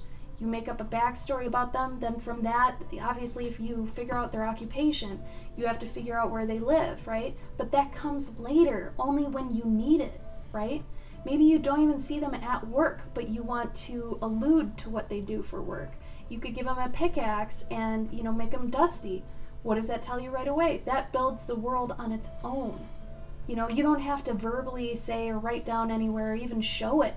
You don't even have to show the mining stuff. You know he's a miner, right? Like, there's so much you can show and not tell, okay? Because that's one of the main things with storytelling. Show, don't tell. And that's why if you can do an entire story with no words, no dialogue, and it's still clear, you did a good thing. So instead of overthinking. Creech, the best thing I could tell you is not overthink and to just do it. Start doing it. Start writing the story. Write it, draw it, whatever you need to do. Because the minute you're like, well, I have to think of all these things that are going to be going into the story, blah, blah, blah, because he needs this and this needs this. No. It'll tell you what it needs. Just start going. You need to start walking. Because the story, you need a first draft to be able to edit something, right? If you just have a bunch of, and all our friends, like we have so many friends that just have all these either characters that are just standalone or all these environments they've drawn or all these props and things, and they're like, oh yeah, it's all part of the same story. Is it? Where's the story? Oh, it's up here. No, it's not. Write it down. Because until you actually write it, it doesn't exist. You think you have a story, but really it's just a concept. Until it's written down in its entirety, it's not a story. And I don't mean in its entirety like fully written, I mean at least beginning, middle, end. And then fill in the major points, right? So otherwise, you just have a concept. You just have an idea. If you're like, yeah, and this guy, and he does this for a living, and he's gonna go up against this thing, and it's gonna be great, and he's gonna, he was really shy, and then he got like really cool, and he was everybody hated him. He's an outcast, and then at the end he was like the hero. What was that thing that Jason told you? You don't have a story, you have a... I just said that. Did you? Yeah. So, it keeps you from being trite, too. Where if you write the story and you look at it in its simplest form, you're like, that's Star Wars. Mm-hmm. That is Star Wars. So then you have to change things, right? You have to be like, well, okay, if that's this thing, then I want it to go over here instead because that's too obvious. And you're going to iterate on a story so many times. So many times. Hopefully some of those are just in your head, right? Otherwise, if you want to write it down, whatever, as long as you've got, like I said, iterations of it, do it with the postcards, do it in a Google Doc, do it wherever you need to, but keep iterating on it, because the more you do that, the more you think about every single piece and how it echoes throughout the story, the better it's going to be. Okay, a lot of reasons why 80s movies are so good, and honestly, a lot of them are standalone, too. If you think of some of the best 80s movies, they're super standalone. They don't really have any sequels or anything like that. They're just standalone consumption, right? They have been thought out so thoroughly that you can go backwards and forwards through some of them, and they're just flawless, right? They're so good. There's no plot holes, nothing, because these people would just go through every single bit of it and make sure it's tight. You introduce something early on to use later, and vice versa. Later on, you've got something that someone used at some point that you didn't even know became relevant for another reason later on. Like, it's crazy. The more you can use and reuse what you've already established in a story, the better and tighter it's going to be, especially if it's for a good reason, right? So that's why when I was talking about here, in this scene, it's super weak. It's really weak. But I just wanted it to get done to move on to the next point. So I knew this wasn't going to work. And that's fine. That's fine. I even put it publicly, right? You put it up, it's like, whatever. This is what happens right now. When you get the final book, that's not even going to be in there, right? And so it's almost like an Easter egg. If you think about it, like all the books that have been like reintroduced, reissued, reprinted, all this stuff have had different issues and different versions that have different things in them, right? Think about even the ones that are localized, that are overseas and not here. Like, I have 2 Zelda manuals, one that's Japanese and one that's American, and they have different stuff in them, right? And that's okay. So if, let's say, I do this story and I do a printed version of it. 2 years later, I do another version of it and I take out a whole scene and I put in another one. It's fine. I could do that 10 more times. It's fine. Director's cut. It's fine. Yeah, think of director's cuts. Like, you can't get hung up on the idea of a masterpiece. It doesn't exist. Okay? It doesn't exist. The masterpiece will always be the current one you've got out, right? Until you iterate on it again. So I do have one book that I've put out 3 different times in different, like, versions, I guess? I don't know how to say it. But like Gregor here, this is the second version of it. The first one had, it was all the same paper, and I actually painted this gold strip on it, right? And there's one entire part in here that's completely different. And then in the newest one, my 3rd issue version of it, right, I actually have a guest artist section where people have done, I asked my friends to do some art of that character to include in there and to give them kind of, signal boosts on their work. You can do that. It's just those limited editions, things that came before, all that stuff. There's nothing wrong with doing that. So, the fact that any of these 211 people that saw this, right, if they buy the book later, they'll be like, hey, where's that part? Oh, that's neat. I guess I saw something that other people won't see later. I see it as a cool thing. I would feel special if it were me, right? Lights and see. I try to. I have mentorships and stuff, which I'm probably cutting down on, if not completely getting rid of in the next year. So we'll see how that goes. Exactly, Eliza. So that's huge. For those of you who have stories or characters from 5 to 10 years ago, you probably want to ditch those. You've outgrown them. They're like friends, right, that you've outgrown. If you look back at them and think about like telling a whole story about them now, if you internally groan about it, leave them behind. They're not part of you anymore.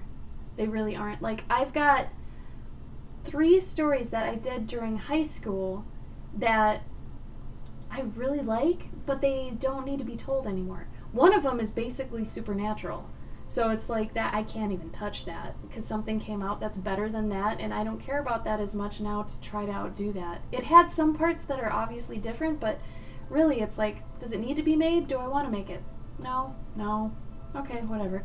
But like, there's one of them that could be cool, but only under certain circumstances, and maybe after I've put out the ones I want to do. Right? So you have to build that. Build it up and build what you want to be known for. So I'm okay making this story because it's going along the lines of what I eventually want to do, which is a lot of stories about animals, right? In the same kind of, facet, kind of world, universe sort of thing, right? But really, you just gotta start doing it. Hey, Eric! Kev, stop. That's not true. Is there anything you should write world build beforehand? Where's the line before actually starting? I'm gonna be a jerk and say that's up to you. Because really, everybody works differently. Like, I think in some cases, I've heard you actually say stuff about a world first. Like, oh, it'd be cool if this world had this thing and blah, blah, blah. And then maybe characters come later or don't at all. Doom, thank you for the sub. Oh, man. This is your first time subbing, isn't it? Well, I'm going to introduce you to the sub-shrub. This is the sub-shrub. He comes up when people sub.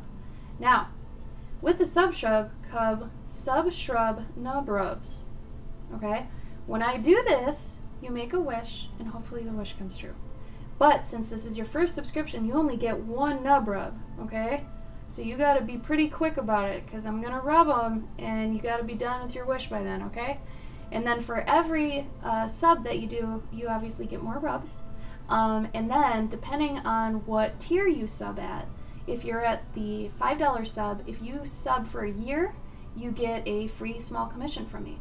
If you do it at the next level up, you get the next level up size free from me. And then so on and so forth. But, if you're ready, I'm going to do the sub-shrub nub rubs now. 1, 2, 3, go. And he has been rubbed. Oh, and he kicks his little rope feet. And he's got the melancholy clover, which is super melancholy. And we don't even know why. It's still a mystery. No one knows. But anyway, this is my sub-shrub. He's a sweet baby. Thank you so much for subbing, Doom. Look at those raw nubs. They're so raw. I need a new sub-shrub. I need to make a different one. Galactica. Huh? Galactica's here. Hey, Galactica. How you doing? Oh, you met me at DragonCon? Awesome! Thanks for showing up. That's great. Usually you get people at the cons that are like, oh yeah, I'll watch you on Twitch. And sometimes they show up, sometimes they don't. But thank you so much for actually following through with it. That's great. Oh. Oh, really, Galactica? I wonder if that's because I don't have the emojis yet. Maybe. But yeah, I usually keep track of it, so I'll try to actually look into that, because maybe that's why people haven't subbed to the higher tiers. It's because you need the emojis at the higher tiers. Really? Yeah, maybe. Right. Can you try it on mine? See if you can sub to me on a higher tier. Is anybody going to be at New York Comic Con? Oh yeah, I can. Really? Yeah. Oh, okay. Weird. Did it to myself. I did it to myself. Thank you, Galactica, for letting me know. Yeah, it was nice and cool here today, too. It was in the 60s? Something like that? Mm-hmm. Did he just make a big noise? It sounded like it. It sounded like he fell. Can you check? My hamster's making some strange noises. Is he okay? Give him a yog. Anyway. Okay, we're going to be taking a drawing for beginners class. Hey, Eric, that's great. Oh, man. It's weird, Galactica, that no one's actually brought that to my attention, about the sub-level. That's weird. NYCC is something else. It's like a lesser San Diego, but at the same time, it's still crazy. Oh my god. What? What? He escaped. On the floor? Yeah. How? He's out. Okay, hold on, everybody. How did he do that? Was he on the floor when you? No, he's How, did you see him get out? no. I think he's just. So that thump was that? Yeah. Oh, all right. Well, let him run around for a bit. Maybe you really. Did you see how he got out? No, but it must have been out here. I wonder. Oh, I bet he climbed up the thing. Where's the top of this? It should be in there. It's clear, so it's probably hard to see. No. Oh, hamsters. Well, I'm gonna have to ham-proof that too. Ugh. Hamsters are known for escaping. Even when you proof it so good, they get out. My hamster's name is Kukui, which is the technical, Mexican boogeyman? Wow. So he's my little boogeyman. He's adorable. If you're interested in seeing what he looks like, I can show you. He's very cute. He's a Syrian, so he's a long-haired baby. He, his coat is super fat. And I mean, like I said, obviously sometimes hamsters are just little escape artists, man. Oh, come on. I feel like he's gonna pop out of the ball any second now. No, he can't get out of that. He won't get out of that. Of course, this thing's making me actually go through all the authorization junk. Okay. So here is a little video of him. He's being adorable. So these are all actually on my my highlights on my Instagram. So if you want to see more of my Hamo, he's up there. Oh, so Lights, did you actually go to a LuxCon then? Yeah, rats are great. I love rats too. Animals are smart. Yeah. We'd have a dog if we didn't have a, what do you call it? A non-dog friendly apartment building. But it's here. Okay, so yeah, if you guys have any other questions on storytelling, ask away, because both Gabe and I have had extensive storytelling, obviously, that we've gone through, because Gabe's actually a professional comic artist. He's worked for DC, Marvel, Oni Press, all those sorts. So if you have questions about comics, and then if you have comic questions, I guess, about comics that he's done, I don't know, or games, like, since I was in the gaming industry, I can help with that. I'm not on the ball tonight, and I don't know why. I'm like stumbling over my words and stuff. I almost sound drunk, but I'm not. I'm just out of it. A dog and 2 kitties. Oh, that's fair enough, yeah. North Carolina. We went to Heroes. It wasn't that good this year. A lot of people were telling me that in the past it's been a lot better. And the way they were actually funneling people in this year was different than the past years. So, I don't know. It was my first time there. It was nice, but at the same time, I don't know. I don't know if I'll go back. Ultra Pack. Simon. Oh, cute Galactica. Yeah, dude, how did you guys do with the hurricane then? Are you okay? I have mad respect for any of you people in the South who have to deal with hurricanes and all that junk. I couldn't do it. Like, I'm fine with dealing with a blizzard any day, but I could not handle a hurricane. That's scary. Yeah, and like for us to go to San Diego is really like a waste. Since San Diego is really, I'm gonna say, media heavy in terms of like movies and really big time actors and stuff, and not so much on the indie side of things, where like Emerald City is very indie centric. They're very, very good. Like, if any of you are thinking of a con you can go to, and if you're around Emerald City's fantastic. Even C2E2 here in Chicago is a really good con. I'd say a lot of people go to look at the indie stuff too. But unfortunately, San Diego and New York can be tough. New York's getting to that point where, if you're not a big name or something, it's kind of difficult to get in there, get around, that sort of thing. But, oh, it rained a little, I see. I'm glad you guys didn't get hurt or anything because of the hurricane. That's good news. I'm upset with how this is being lit. But, oh well. a white cat, so I can't do much about that.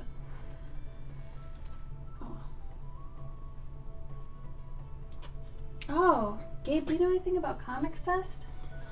Is that a lot better for indies? Yeah, it's just really tiny. But is it more indie-centric? I guess. I mean, I've never been. I think it's relatively new, maybe. Because,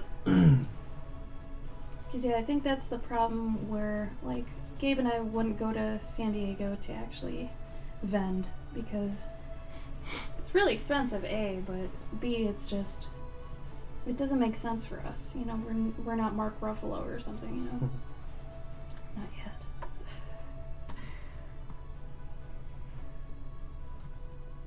Was it cool, though, Galactica, the Indie Fest?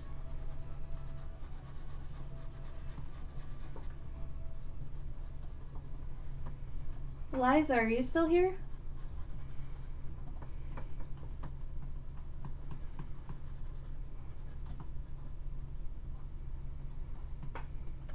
Only been around a few years, I see.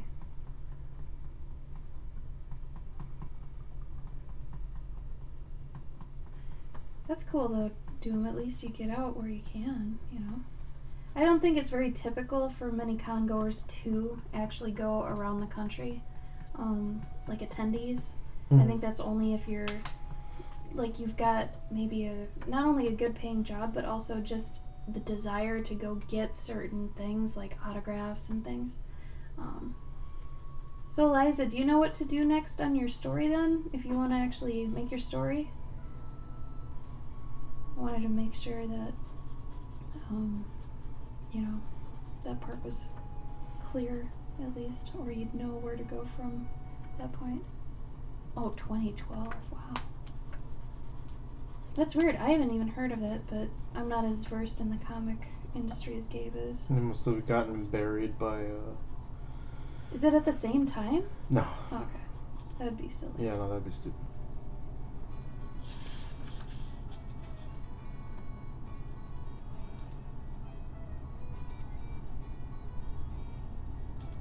Oh, wow. Yeah.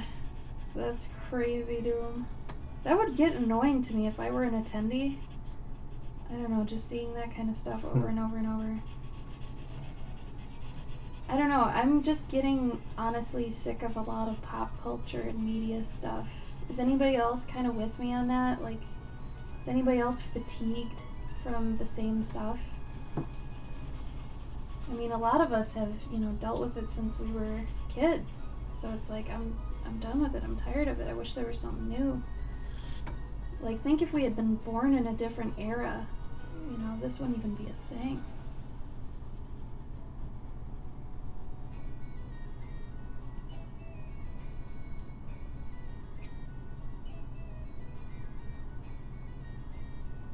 Yeah, so Eliza, I would actually find a book that kind of matches the size and the ratio that you'd like your book to be and what you think would actually do well for the story itself. And then figure out how big the drawings would be on those pages. And then maybe write down, kind of like I had shown you, a breakdown of your story in case, like, you know, maybe you want to rearrange parts of it, or just visually seeing which ones need to be redone and which ones are done is really helpful. Like, you might think you know in your head, but just having it written down so you can actually see it, even just make a spreadsheet, you know, and say, well, this one's done, this one needs to be redone. Maybe you add in another one, stuff like that. And then also having like a layout, or at least a list of your pages, like have the title page, right? Have, you know, the start of the page be here. And, you know, depending on what kind of book you end up wanting to do, if you want the perfect bound book that we had shown you, you're going to need it with 40 pages. It starts at 40 pages, like that's the requirement to get perfect bound, because they can't do it any thinner than that. But if it is thinner than that and you don't really care about perfect bound, you could still make it into a zine or something, you know. So there's tons of things you can do. Pop culture's so tired, so over it. Right? Did anybody else see the Captain Marvel trailer today? I just was not impressed at all. And I'm like, you know what? This just proves I'm so done. Like, this character is, like, nothing to me right now. It's so weird. That's true, Kev. That's a good point. We're no longer the demographic. Mm-hmm. Yeah. But then again, who is? Like, just kids? But some of them, like, oh my god, the DC movies are so bad. We saw Justice League. It was on, so we were at Dragon Con. Justice League was on TV. Mm-hmm. It was the biggest train wreck I've seen since Wonder Woman. Yes, Wonder Woman's a bad movie. Sorry, guys. It's a bad movie.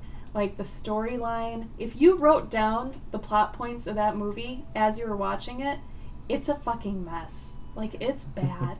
Justice League was just as, like, they didn't know what kind of people to make any of those characters. It was so weird. They were all over the place. Gabe and I just had a field day with it because it was a mess. It's like, why is he doing that? What is that for? Why is he acting this way? Like, oh my god, so bad. It's true, Eliza, and to say that it was, oh god, it wasn't good. Yeah, Justice League was so bad. Oh my god, was it ever.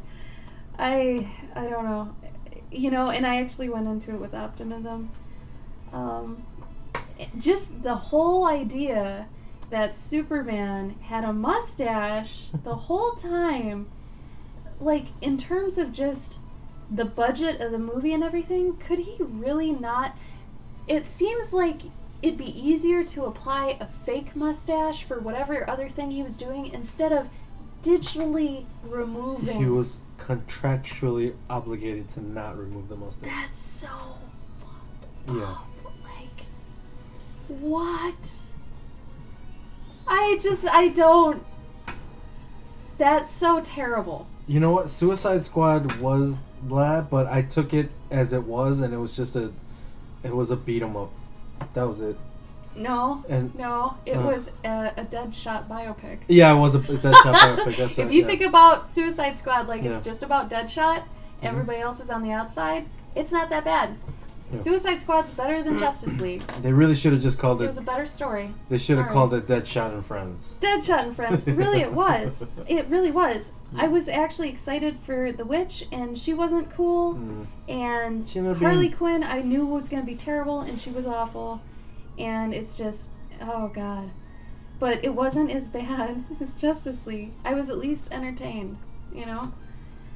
I can't believe that. Oh god. Boo. The messed up thing was that they kept trying to make little jokes here and there Yeah. in Justice League. But it's like, what do you... It's like somebody went in and like, guys, we are getting our asses kicked by Avengers. They have really good jokes. Who's the joke guy? I mean, Jeremy's kind of funny. Yeah. Jeremy, you're on it. Okay. All right. I guess I can try. I mean, I got a couple, and then he just wastes them all in that first Batman movie or whatever. And it's like, oh my god. Wonder Woman you only think Wonder Woman is good because of what it's surrounded by. I mean, that's the whole. This is gonna sound bad, but. The thin girl surrounding herself with fat girls to look better, that sort of mentality, that's Wonder Woman, okay? Because if you take that aside and just look at that in terms of a movie, no. And Gal Gadot is so horrible.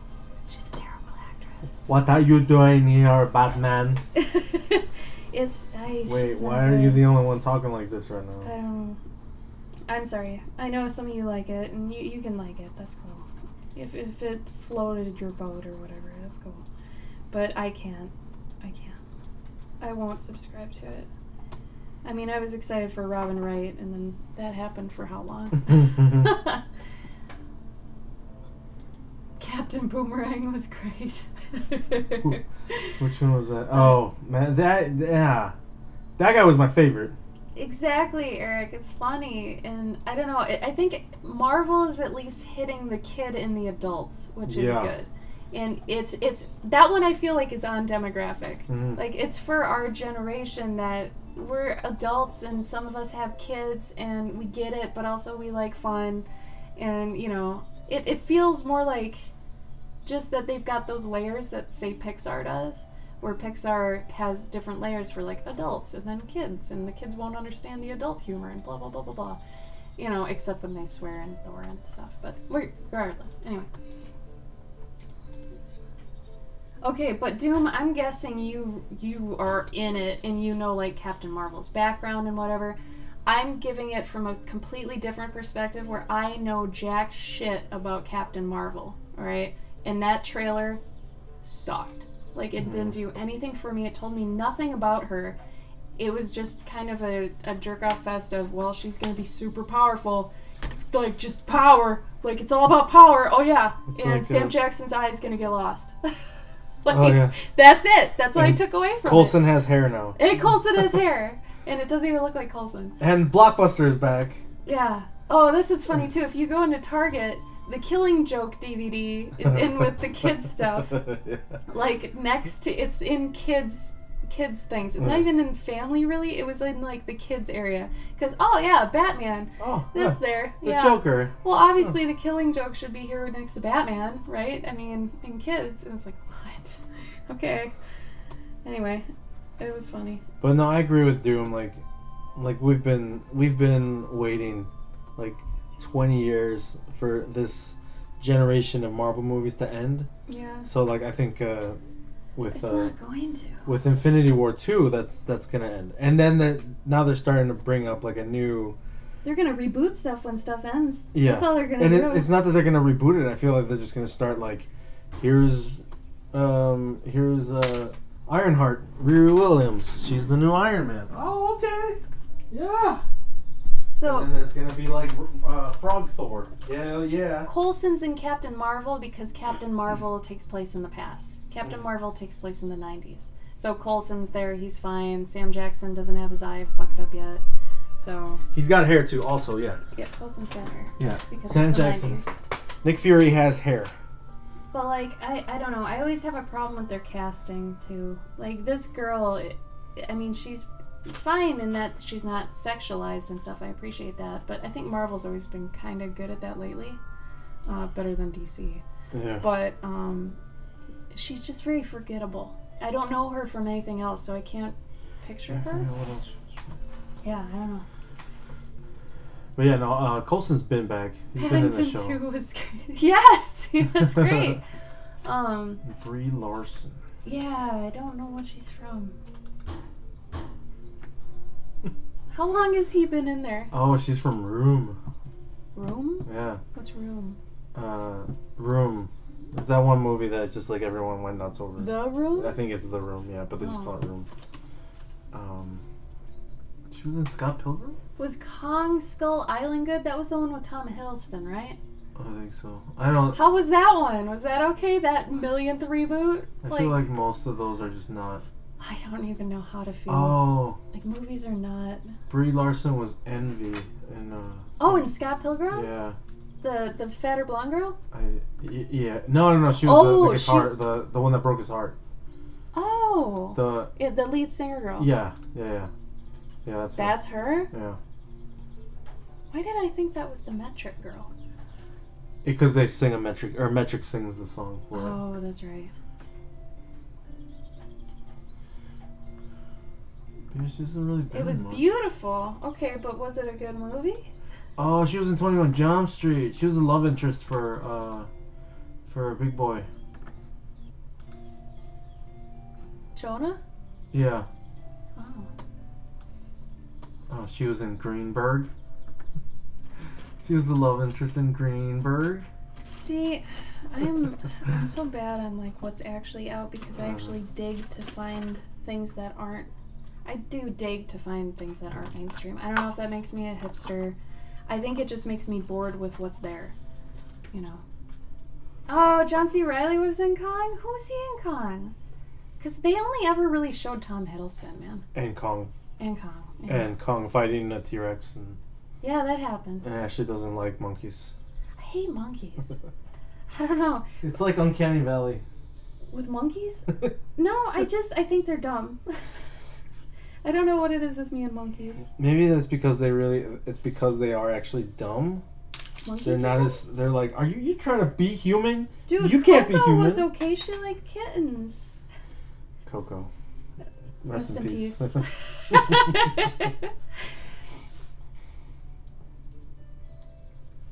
Yeah, the cat's actually, it's not even just a carrot, it's a catnip carrot. So it's not even a real carrot. He had a catnip toy that was his carrot.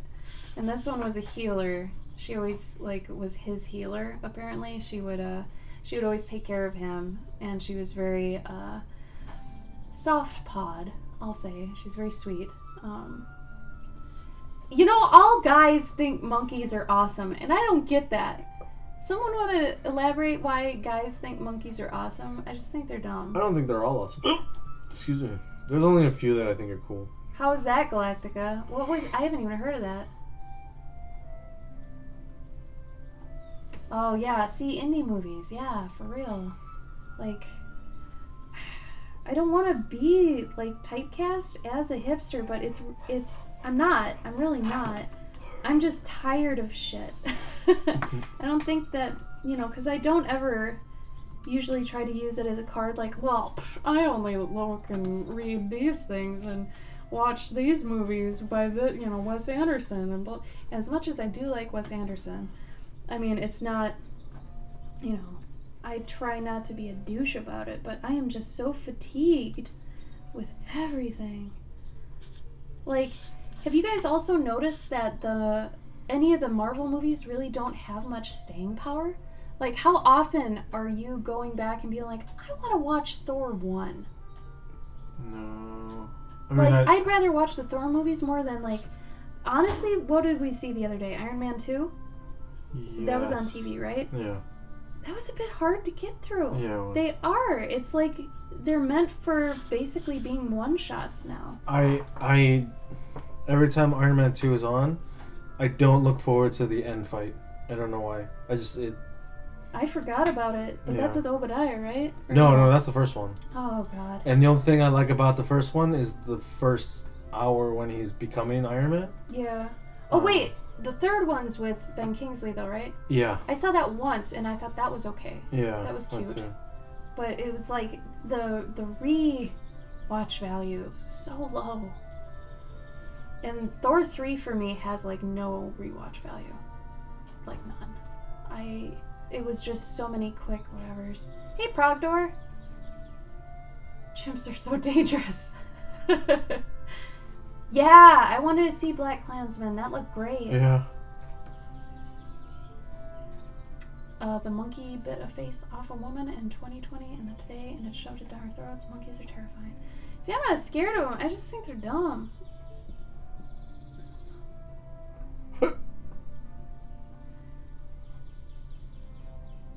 Oh yeah, actually, I agree with Galactica. I get excited about watching Doctor Strange again. Yeah. But that's really only because it's so different, and I think it's because I want movies that look like it and are about the same stuff that one is. Like, I want more movies.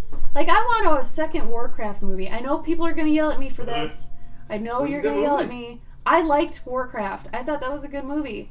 Okay, and I played a lot of Warcraft, so I actually really liked it, and I wouldn't mind a second one. But can we just all agree that Mad Max Fury Road is like the best movie of the past 20 fucking years? That movie is a fucking masterpiece, okay, for real.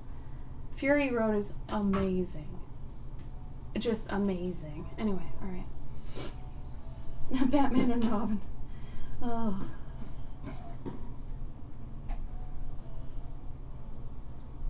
Deadpool, yeah. Only like 2 or 3 times. But like, in Guardians of the Galaxy, the second one is harder to watch, I feel. Yeah. Just because Peter has like he's like not even in it really. It's about Peter, but he's not even really Peter, you know? Anyway. Okay, Sniggle, find me a better movie than that in the past 20 years. I dare you.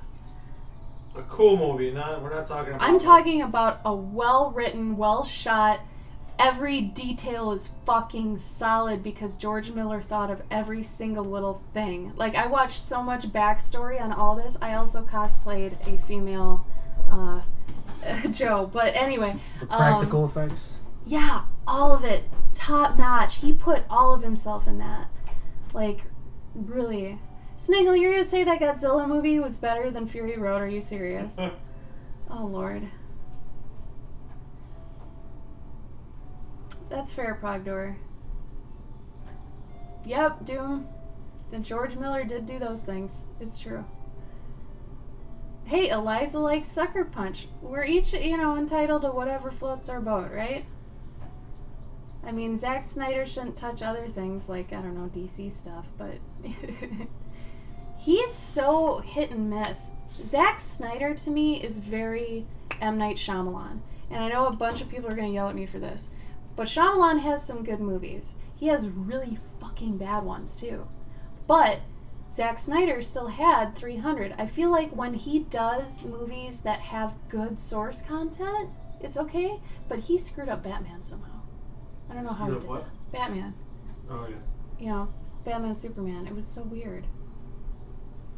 I think the other problem with the Justice League movie was it had no goal.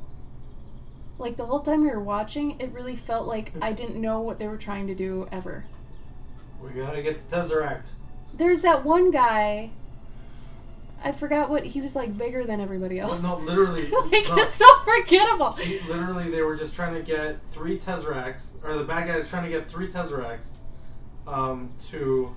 There's only one Tesseract. No, I know, but like they had 4 cube things. Oh, DC's Tesseract. Yeah, oh, and they're trying to get 3 of them, and one of the good guys is somehow tied to the Tesseracts, so he can find them in his mind. If he concentrates, he can find them. That was... Yeah. I don't know. At least we have fun of them. I don't know. Oh, District 9 is fantastic. I'm actually really excited for Neil Blomkamp anything, especially since he's redoing RoboCop, and it's being redone for a 3rd time. But whatever. Okay, RoboCop could be cool if he does it. His movies are great.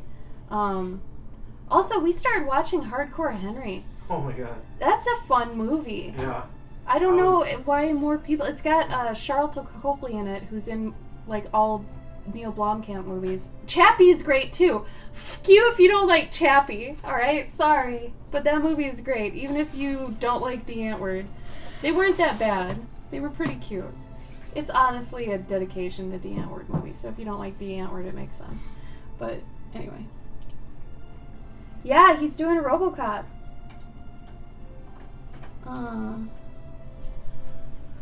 Someone's doing Alien.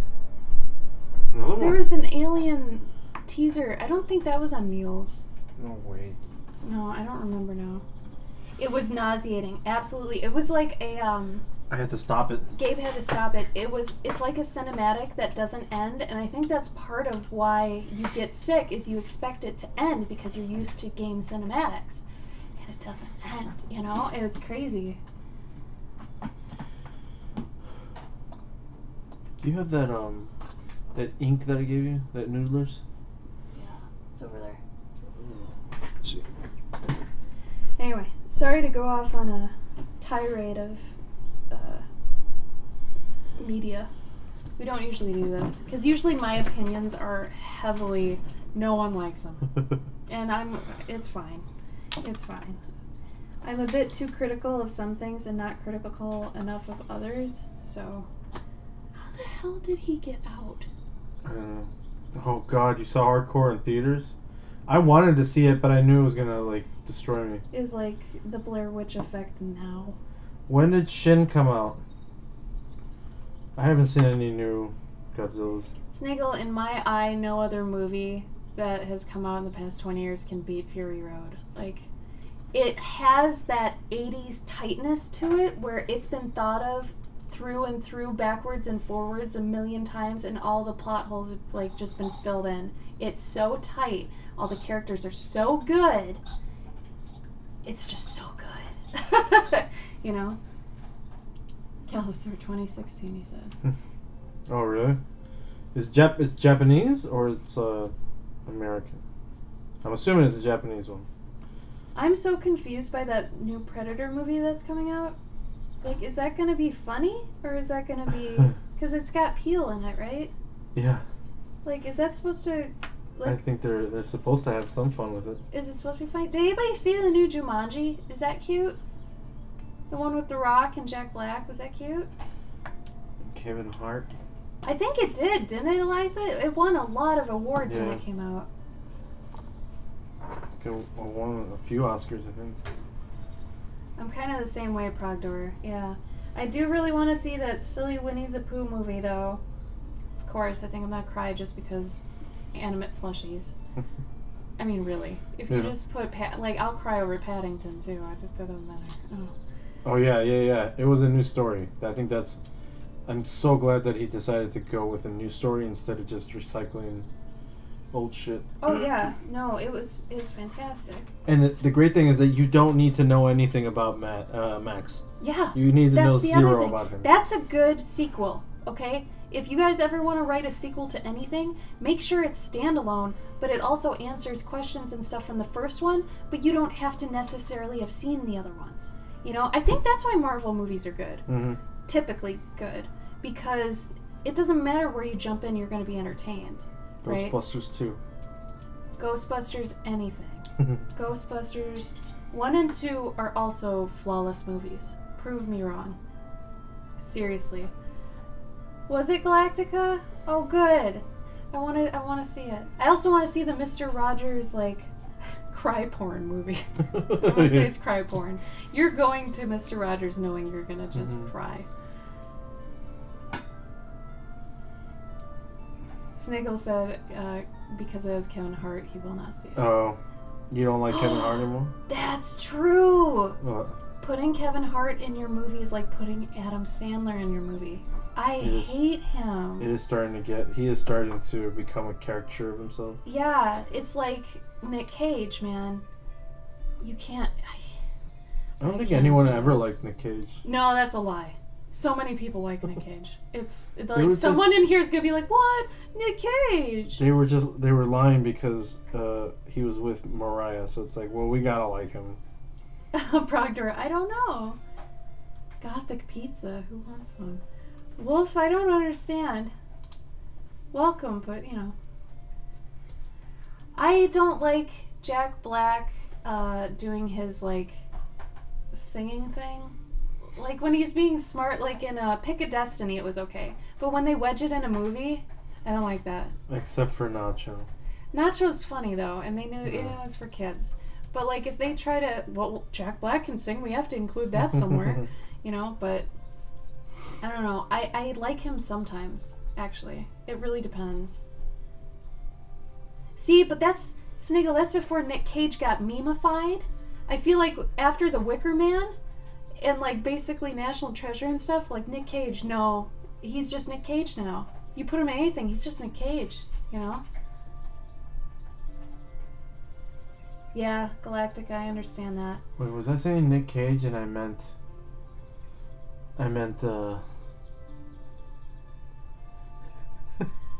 what's the guy that was dating Mariah Carey?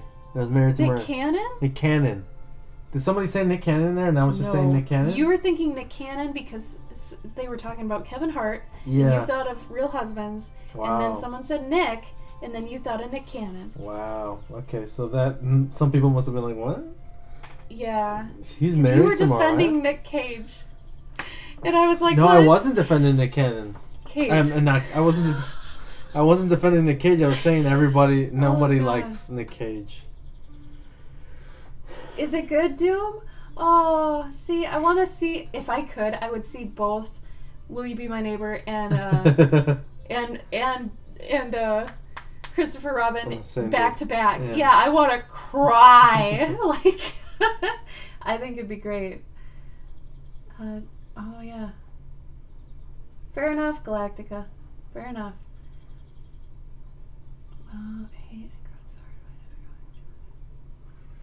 Was it really? Okay. You know what sucks about all this being outed about the sexual harassment stuff is at some point we're not going to be able to see anything because everyone is an asshole. Yeah. I mean, that's just how the world is, I guess. Everyone's an asshole.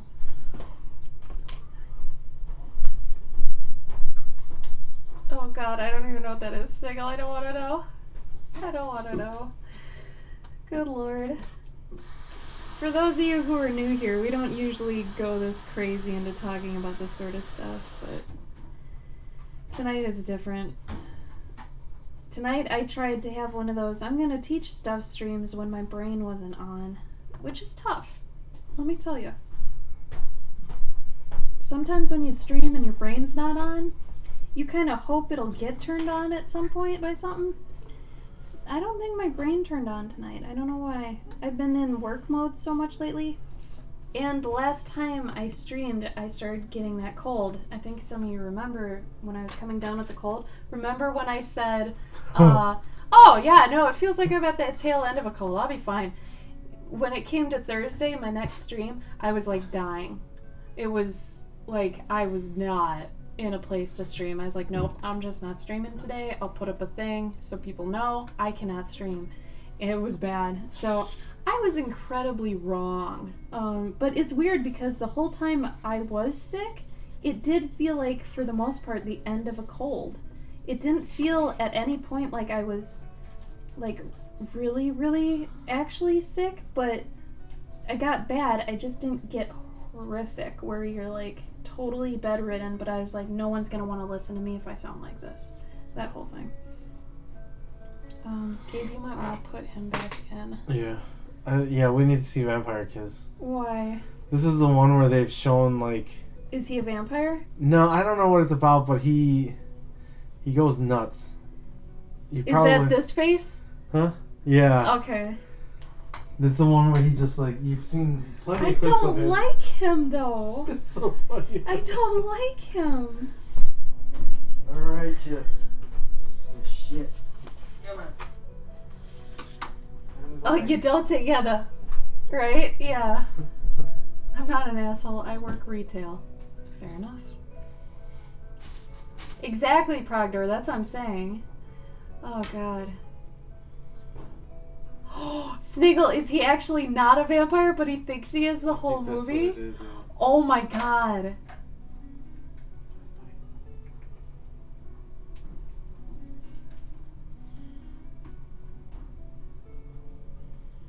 Oh, wow. That's weird.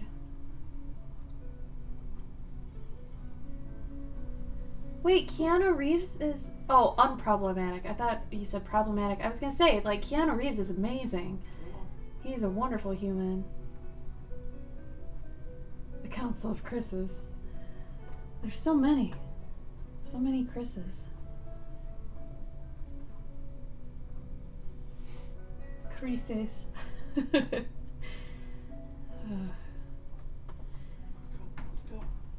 See, isn't he kind of... You gotta put him next to his food bowl so he sees his food and he's like, oh yeah, I like food. It's like coaxing someone out of a car by having a mini fridge. It's basically the same.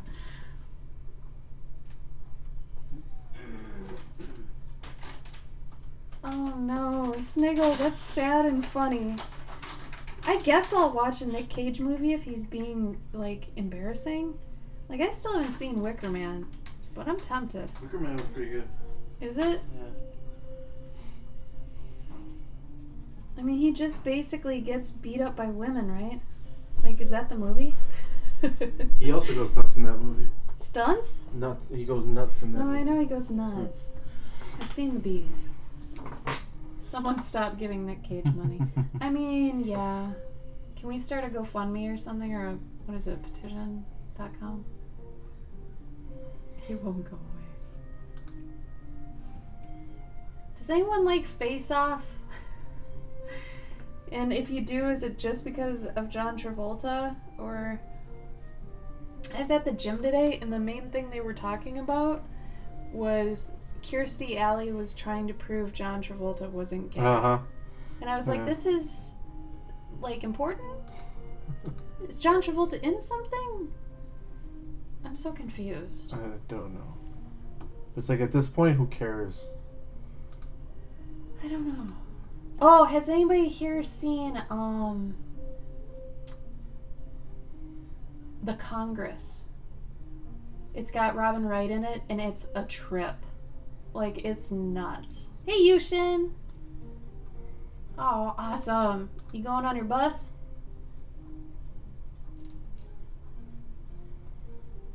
Galactica. I can't watch reality TV, like, at all. It stresses me out. I can't do it.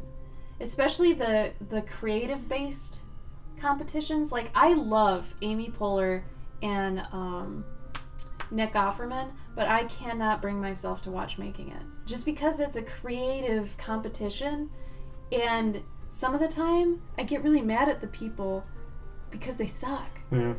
And I'm like, oh, I get mad. I'm like, I could be here, and getting judged. Like, one girl was making, like, a little, what was it, a play tent or something for kids. It was also waterproof. I don't know. It was weird. Like, I can't watch those shows. It feels like needless stress. And, like, the people, it's like, do you really want to care about the people? Sometimes all of the contestants suck. And you're like, oh, I don't know. Our old roommates actually made it like a, I wouldn't say a routine, but they made it a habit? I don't know, of just watching Face Off every week when it was on. They made a thing like, oh, we're going to be watching Face Off, and blah, blah, blah. I couldn't do it. I feel like it's the type of person that I am. I get a little too invested in things, and then, like, I'll get angry about it, and it'll affect my day. Like, it's super petty. I'm working on it. But, you know?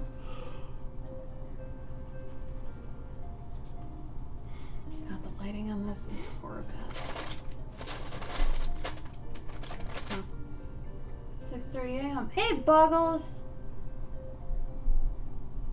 Hey, Yushin, yeah, Journey June. I saw, because I logged into the Journey June account today, because I haven't in a long time. I saw you've been updating your account. That's great. You had written a really heartfelt thing, though, and parts of it I didn't quite understand, but it seemed like you were trying to metaphorically bury your story. Am I correct in that assumption?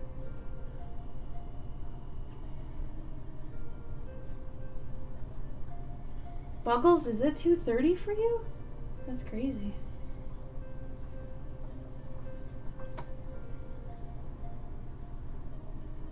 Aw. So Yushin, you didn't like your story then, or what happened?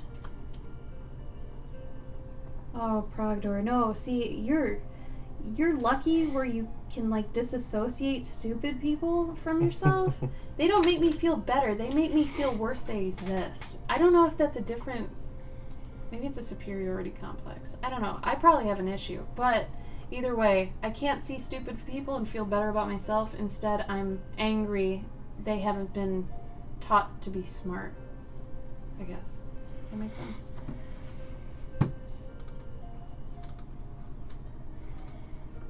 Yeah, but then there was still the stress from the judges, Kev.